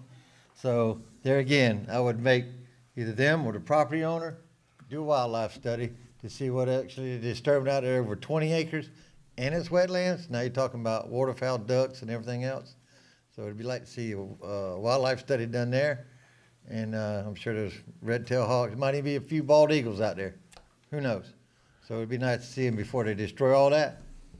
Do a wildlife study. Well, I know this is a Georgia DOT project, and they require some extensive studies on everything whenever their projects start. Would that be posted? I mean, would they be able to post it where Are you the gentlemen public aware? can see it? Yeah. Thank you, gentlemen. Thank you.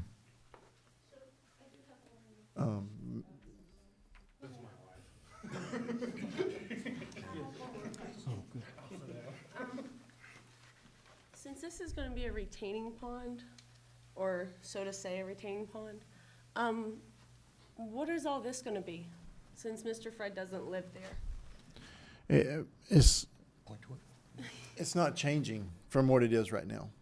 I mean, is that correct, Ms. Concanon? I mean, we're only looking to change 8 acres out of the 35 acres. That's correct. So the 8 acres for the pond. So if he went to go change anything else around there, there's gonna be another hearing? Yes, There's ma'am. gonna be more? Yes, ma'am. Absolutely. That's correct. And back there, they've already done all the testing that they need to, because, like, that all right there is where the animals are, all the way up in there. So, and I take care of them, or help Mr. Bruce and them take care of them. So I'm kind of concerned that doing all the water and everything, it's gonna drive the cows up. And, I mean, kill off the cows. More worried about that. Well, he shouldn't be affecting Mr. Bruce's property at all. Wells might go dry too. So, Okay, so that's not gonna, I mean, they won't be on the, I mean, they won't be across the property line. I mean, on doing anything on anybody's property. go that way at all? The water's not gonna go that way. No, I mean, it shouldn't. I mean, Might affect your Well, deep well you though. said that they're not, are they gonna have to put grass? Let me ask that question. Are they gonna actually have to do like the grass and everything around the pond to when, maintain the? at completion, yes, they will have to grass, slope, grade. All of that? Yes, manicure, yes. So based on the preliminary survey, the area in blue and the area on this screen to the left is the lowest point. It gradually increases until you get towards Mr. Bruce's property line, and then in the middle it's about 2 foot to 3 foot difference in elevation.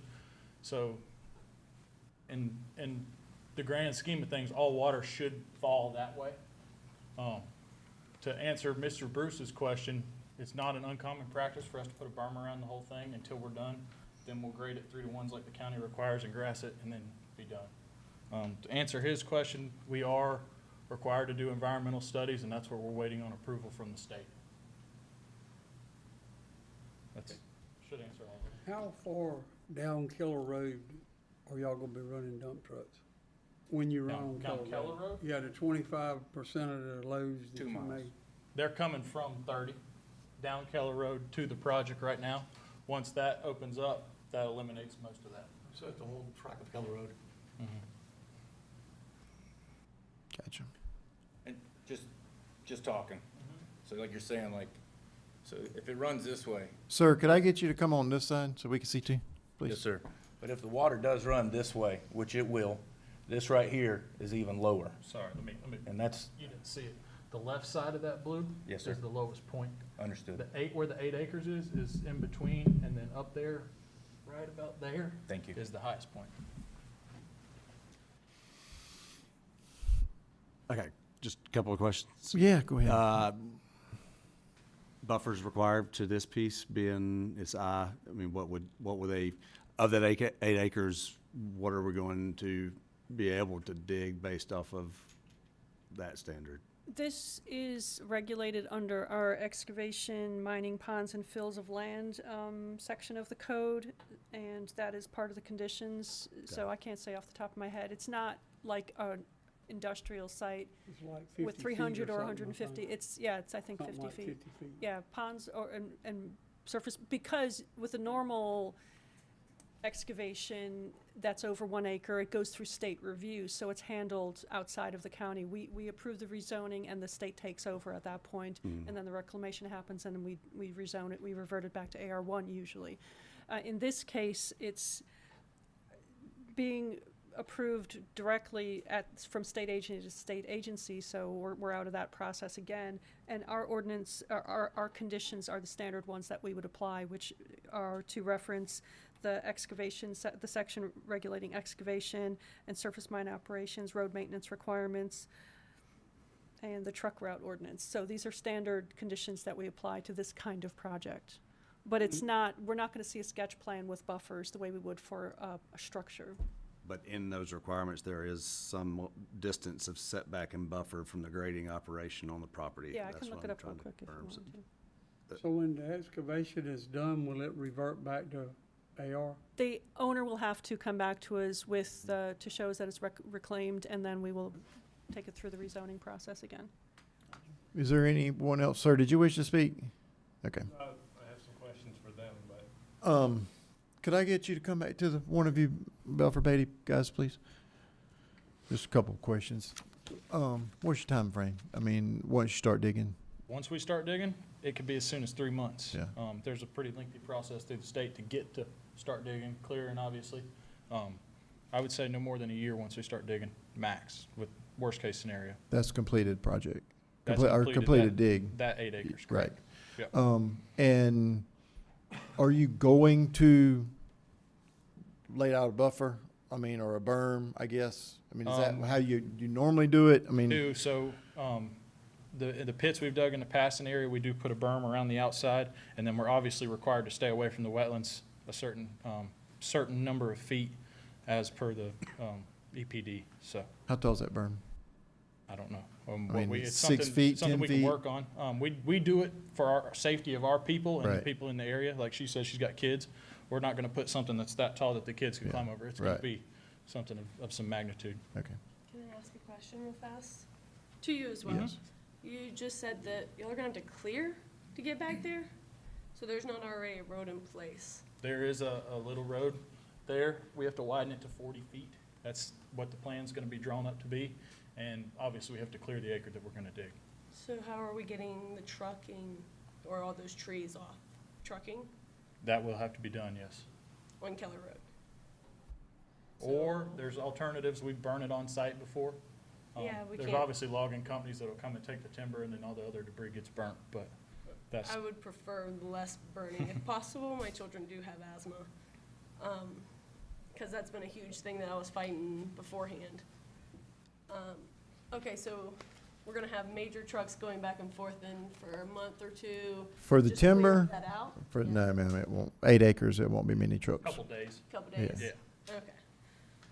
Are y'all then gonna redo the road right afterwards? We're constant, we have people working on it as it gets tore up. It's something that we have equipment on standby that. Need to get back out there if you can. Yeah, okay. All right, thank you. At this time, I'm gonna close public comment. Any discussion from the board? Questions? No. Discussion? All right, I'll call for a motion. I'll make a motion to approve. I have a motion for approval. Is there a second? I'll second. Second, Mr. Thompson. All those in favor of approval? Aye. Any opposed? Motion carried by all. Yep. Good luck, gentlemen. I hope you can fix the concerns of everybody out there. I think you can. You guys have been good neighbors to work with so far. Item 10 is a sketch plan for Greg Howe's request approval of a sketch plan for parcel 465-3T PO clearing and grading located on Highway 21 South. This is the 5th District. Ms. Conkening. Yes, so this sketch plan is not like one you've seen before. This is a sketch plan that's a precursor to an LDA application. Basically, that's what they originally came in with, which was an LDA application to clear and grade the land for marketing. But we require a sketch plan. So the sketch plan has been vetted by the county engineer and has met all the requirements based on a pre-application meeting that took place in July. So as you see, I'll just here, this is actually across from McCall Road. And so out here is where that billboard is and the traffic signal here. So this is, you know, while this is not, there's no actual development plan that we know of. This is not a sketch plan for a structure. This is in order to approve, so that we can take the next step and review an LDA application for the land clearing. But the county engineer and the county manager, I believe, met with the applicants and the engineer to discuss, you know, the future layout of stormwater and access. Those were the main concerns. So this has gotten the all clear from the county engineer after some revision, and staff is recommending approval of this sketch plan. Thank you, ma'am. I got a question. Go ahead, Alan. Teresa. We don't normally require a sketch plan for clearing and grading, do we? We require a sketch plan. We require a sketch plan before clearing and grading. Usually, we see an actual development proposed as the first one without a development that I've seen. So either there's a master plan or an earlier sketch plan before the LDA comes through. And the LDA did come through, and it you know, caused some confusion. We haven't seen one like this before, but we understand they're clearing it to market it, and so there's not a particular development plan in place. But this, in order to proceed with an LDA application, this was determined to be the proper course. According to the ordinance, it's required. So why, I mean, I guess it's just surprising that this is the first time. So, I mean, and We're getting better and better at catching things. This is, So is this gonna be a requirement moving forward for every It's in the development? ordinance, it is a requirement. So every time we get an LDA, we should have a sketch plan on file or a master plan if it's a But it PD. shouldn't have to come before the boards. That- That should be done at staff level, correct? This is the way it was sent through. We received the LDA application and we talked to the county engineer about it, and he and the county manager, I was out, so I wasn't there, but staff and the administration did meet with the applicants and did discuss how they wanted this. They wanted it to be, if there was clearing and grading happening, wanted to make sure that it could accommodate all the county's goals in this area and take into consideration existing access for the area, and to ensure that stormwater was properly planned for. Okay. Mr. Metzger, is this yours? Alec Metzger with EMC Engineering. Yeah, I don't know. We made a sketch plan because we were asked to. So what we're trying to do is Mr. Howes has about 30 acres, and he would it's already been delineated and approved by the Corps of Engineers to be isolated wetlands. So what he wanted to do was clear and grade and get his basically a pad-ready site for any kind of commercial development that would fall under the current zoning. So what we did was provide that. We knew drainage would be, a sensitive issue in this area because a lot of the areas around it drain to it. So we've actually already designed this stormwater pond to provide stormwater detention, assuming this site was developed commercially. So all the stormwater drains from all directions are allowed to pass through our pond and go on the existing path it does now to the culverts under State Route 21 and outfall the way that they do now. So you'll notice this is a good example of what we were talking about earlier. So you see out of 30 acres, about half of it is a pond and about half of it is going to be commercial. So that's as much as we could get. So we are providing buffers on the side with the subdivision, the existing subdivision over by Lewis and Azalea. There's a 30-foot undisturbed buffer. On the backside, 15-foot undisturbed buffer against commercial or industrial. On the side with the apartments, Goshen Crossing, 15-foot undisturbed buffer, and a 15-foot buffer on the front. So we did make provisions that the county engineer requested was just to leave area in case something future would like to connect to the McCall Road Light and possibly Goshen Commercial Park, but we don't have any plans whatsoever other than he wants to fill it, grade it, dig a pond. Questions, probably sell comments from Mr. Metzger this time? We may have some for you in just a moment. Okay. So sketch plan is not a public hearing, but since I know there's some people who've sat here for 2 hours with us, I will allow some brief comments if there's some questions. I reside at 144 Lewis Drive also. According to here on this sketch. Oh, my name's Kenny Reddick again. Over here on this side, I'm assuming this is Lewis Drive. And here's 21, here's McCall Road right here.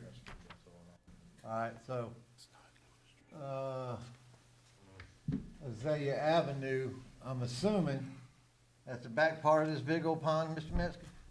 Yeah. Yes, on the left. So the left side is, that's the actual property line. That's no, sir, that's a buffer. Lewis Drive is over. Will you put that one back up, Teresa? Yeah. All right. Yeah, Lewis Drive is. over here. All right. and- Azalea Drive comes in. Right to the back, that's correct. Yes, sir. All right, so this here, what's this part? Is this the woodlands That is between here to Lewis Drive? That backs up to the property I reside in? 30-foot buffer. There's a Let me talk in the microphone before Mr. Thank Burns you. gets on to me. Thank you. So there's a 30-foot undisturbed buffer along the property line. And then there's also, I guess, Old Bay Drive that's not, it's unopened road. That's another 30 feet. So that's in between the lots and then the property. Yeah, there's a Old Bay Road that's supposed to be in there that's not. You gonna have a 30-foot buffer besides that? Yes, sir, undisturbed buffer. So basically, your 30-foot buffer line is gonna come up to the back of the property line where I'm at. Yes, sir. It starts at the property line. Starts at the property line. It goes Going over- 30 feet that way, and that's where they're gonna start clearing out. That is correct. Okay, now, all that being woodlands, we're gonna get back to the wildlife environment, okay? We're gonna expect you, or the owner, Mr. House, to provide a wildlife report, if that's okay with y'all? All right, now, we both know Probably up top. clear that in the future use, the reason why we're clearing all this land, that plans on putting. I'm sorry, gentlemen, sir, I don't think I can hear you. sir, she's trying very hard to take notes. If we could just keep it one person at a time, it'll really help Miss Katie a lot, for she's gonna shoot me. Now, with all this grading, I see you grading this way, So this way. the gray, Mr. Reddick, is the pond. I mean, that's what he was explaining on that other development.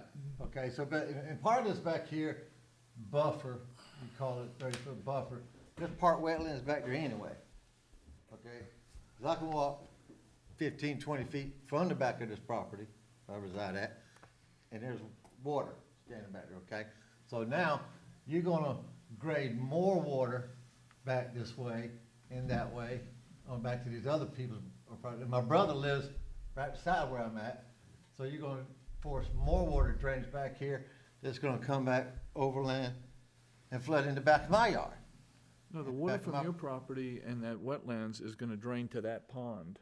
Well, how come these arrows are showing, all right, that this pond here comes right here, back here, this 30-foot buffer, okay? So it's My gonna- property is gonna probably run up between this little 30-foot buffer area here from this water. Now, this property back here holds a ton of water. That is correct. Big pond. That is That's right, correct. a ton of water. So now, when they go to clear this off, and as Mr. Metzger says, in the future use, they're gonna put a concrete pad there, okay? They're not gonna absorb nothing there, so all that water is gonna flow back to that area, it's gonna drain off to this area here, and where you think it's gonna go when it floods out to them wetland, it's gonna come back on the back of the property where I reside. It's gonna go through the culvert pipes that he just talked about To under where? 21. To where? Wherever it goes, wherever it's been. To wherever his engineered to go. outfall is.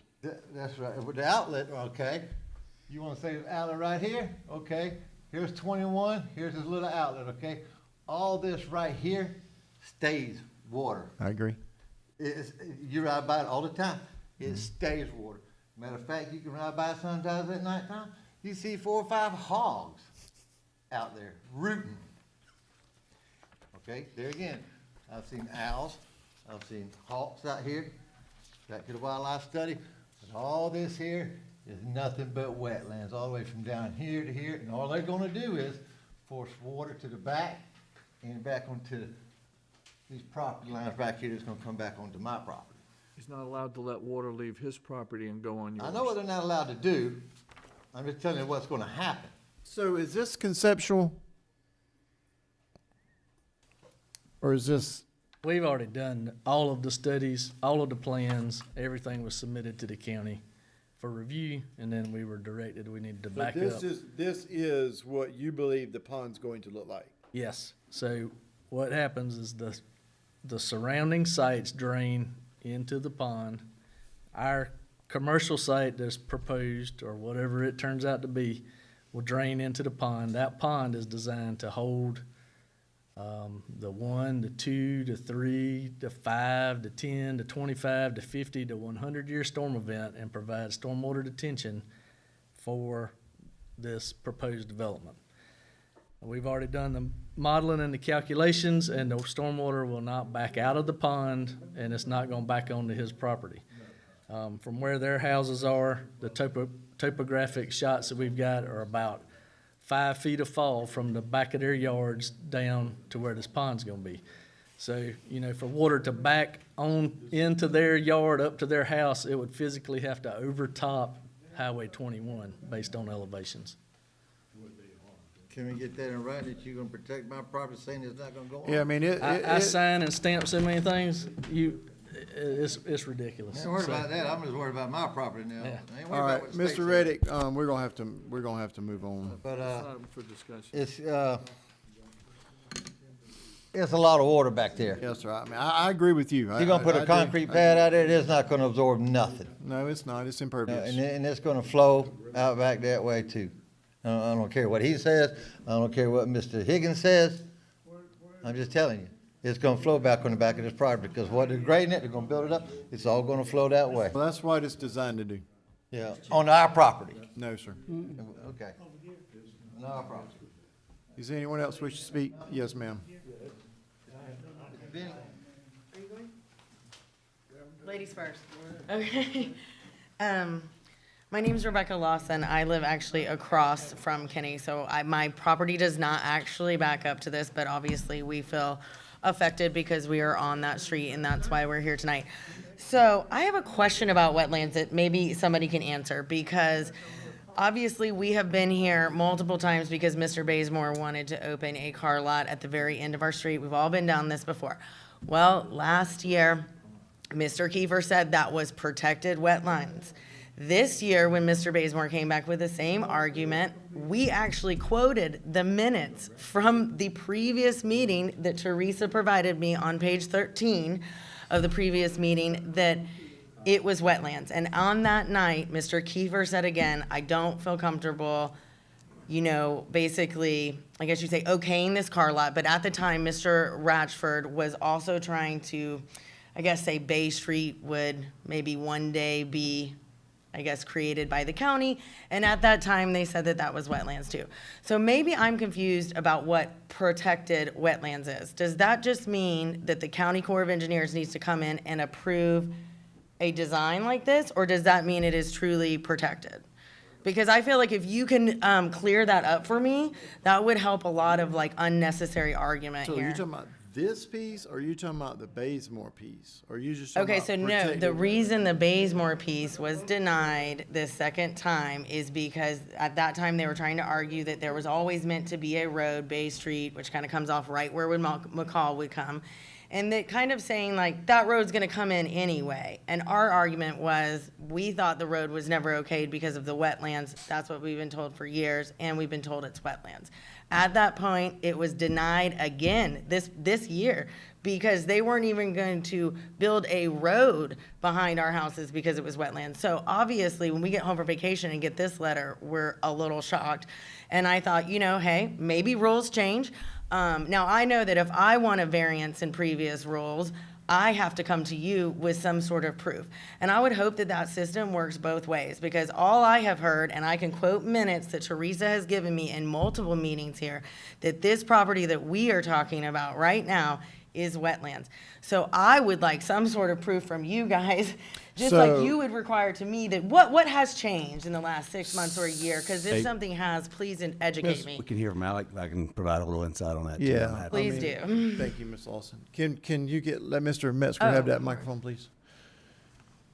Okay, so the process with wetlands is through the Army Corps of Engineers. So when you have a piece of property to develop, you have a wetland consultant go out, and he delineates what he feels based on the requirements, what wetlands are on the property. So then those wetlands are submitted to the Corps of Engineers. When they go to the Corps of Engineers, they can ask them to be determined what they are. So this piece of property was determined to be non-adjacent or basically isolated wetlands. So it's basically a bowl that's not connected really to other wetlands. So that means the Corps has said, yes, this is wetland, but it's an isolated wetland, and it's allowed to be filled without additional permitting or cost from the Corps. If they came back and they said, yes, this is a jurisdictional wetland, then there are permitting in place that you can permit, utility crossings, road crossings, some small impacts. And it's basically you have nationwide permits that are like half an acre of impact. Individual permits, you can do larger impacts. So those are approved by the Corps, and then you have to buy mitigation credits from a wetland mitigation bank. So a lot of the stuff now is really outrageously expensive. You're talking about spending hundreds of thousands of dollars of just mitigation credits to be able to fill in a half an acre of wetland. So you've got two different kinds of wetlands, and that depends on what kind of permitting you have to go through. So this one is already been through the Corps, it's been approved, and it is allowed to be filled.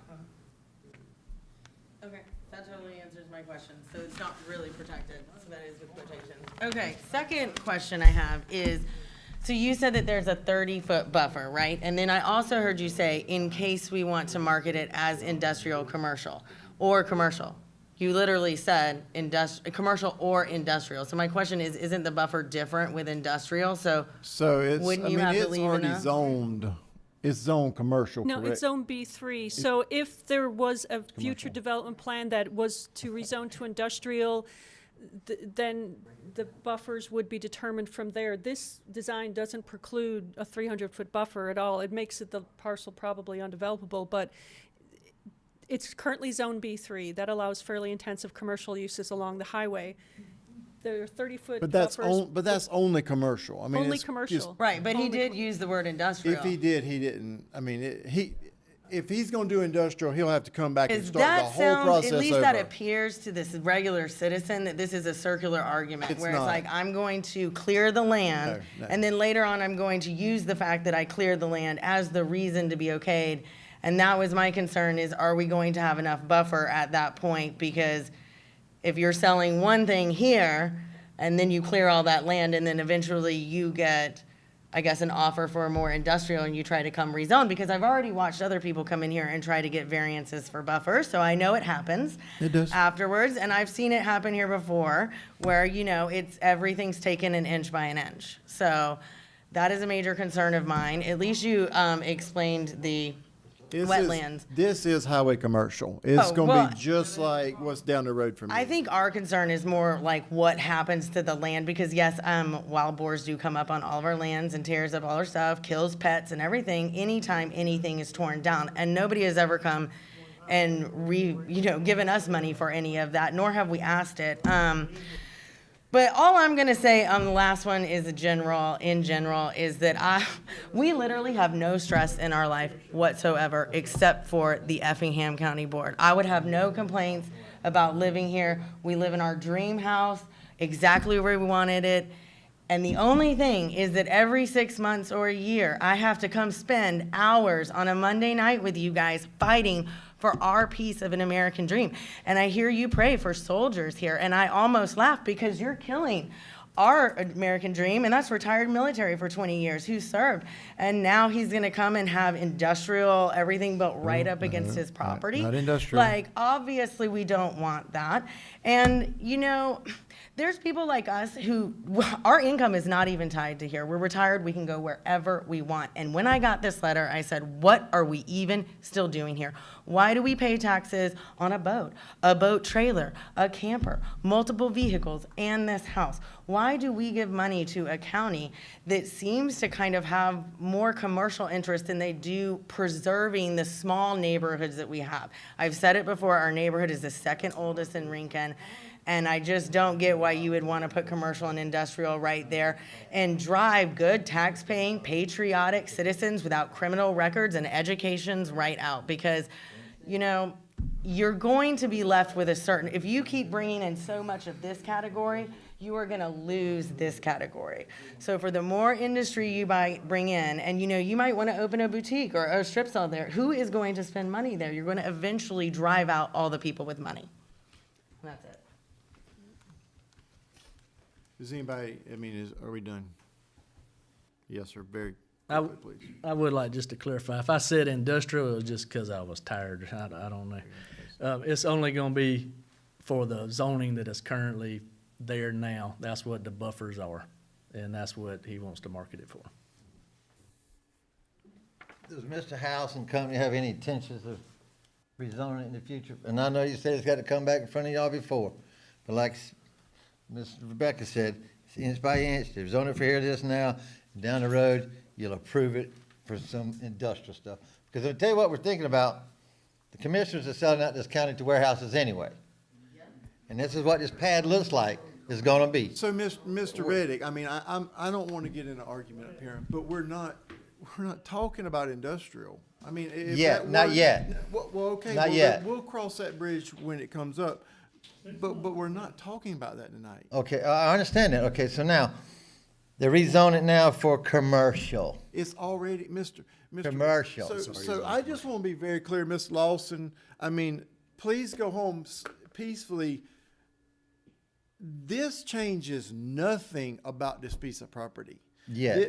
No, sir. This board, I mean, it was argued earlier that this board shouldn't even hear this. It is a technicality apparently in our code somewhere that we need to change, because the planning and zoning board shouldn't be approving a grading plan. And so now we're arguing over grading and clearing in this meeting when it doesn't change anything that's going on with this piece of property. The zoning is what the zoning is. It's B3, it's commercial, all the environmental, everything has been done. The wetlands have been done, everything has been done. This is just a technicality that apparently is written into our ordinance that we now have to hear this, but this is more of a question for engineers and people in Atlanta and people with the Corps. So please don't think that we're going to backdoor an industrial property into So you can guarantee to the people here in the residence, that's not gonna be industrial. Well, I'm not going to vote for an industrial. It won't work anyway. It's only How about 30 you, acres. Mr. Thompson? You got, It's you've got a only- site plan that will. Are you gonna vote for industrial if it comes to this board? That's not the question, and I'm not. It is, telling- I'm asking you the So, question. Mr. Reddick, I mean, we've 'Cause I got. know Mr. Zipper's already involved in the warehouse, behind Mr. Reddick, my we're not, subdivision. we're here to rule on this, and we can't speak to something that's not real. I mean, that's not a question. That's a hypothetical statement you're making. No, you I'm not making a asked him a hypothetical statement. hypothetical statement. Will he vote for industrial? So anyway, Mr. Reddick, I appeal to you to allow us to move on with the question at hand, which is a sketch plan for clearing and grading only. Which is gonna force water back on the properties I reside in. Well, then you can sue the engineer. Or sue the county. Sue the county, absolutely. Class action lawsuit. I hear you. I'll come with you. Thank you, sir. I'm glad we got it all recorded, this whole meeting. And I'd like to have a wildlife study report too. Hey, I'm Donnie Bazemore. I really wasn't even gonna say nothing tonight, but my understanding from those two previous turndowns as far as the car lot, wasn't nothing to do with wetlands. Maybe they were, but I just wanna say that it's wetlands. Y'all guys in the county's not gonna let people do what they're not supposed to do. So that shouldn't even be a question. But my understanding from my attorney is there's gonna be a road there, beside my piece of property. And the question is, where will this berm be? Will it be on the side of the road with the property, or the side of the road with my property? If there's anything going on Mr. House's property, it will be on Mr. House's property. Okay, that's all I Only. need to know. And also, I vote in favor of it, because there's, like he said and she said, there's hogs and all coming up my property and rooted up, and there's trash all in those woods and all that kind of stuff, and I'm for it, because it'll look better, because it's a mess. Thank you. Thank you. All right, I'm gonna close public comment this time. Is there any questions, comments, thoughts, concerns from the No. board? I will state again for the record that we're gonna have to visit, Could I say something? this. I'm sorry, yes, sir. You were waiting. I apologize. That's okay. My concern is they're gonna build a pond, they're gonna cut all the timber, and they're gonna have to cut a bunch of timber. I live on the corner of Lewis Drive and Azalea Avenue, there's a house behind me, and then the woods. My concern is, they cut the timber and haul it by my house. We don't want it, the last time I was up here, that's what we argued about. You guys approved it, and they wouldn't let them come out on Azalea Avenue there, out of the woods. My understanding is your access and your entrance is on Highway 21? Yes, the access is going into the apartments where they're building the Seasons of Japan. Which comes in off Goshen Extension, is that correct? Or no, It that's comes right. off of Yeah, that's Highway right. 21. Right, that's That's right. the only access for this property. Right, which is at the end of the property. The opposite end from Lewis Drive. Okay, thank you. Thank you. Any questions, comments from the board at this time? I call for a I'm motion. gonna make a motion that we approve the sketch plan, for clearing and grading. Have a motion for approval, is there a second? Second, all's in favor? Aye. Any opposed? Motion carried by all. What else, Ms. Concanon? Is there anything else? Meeting adjourned. I think y'all doing a good job, appreciate it.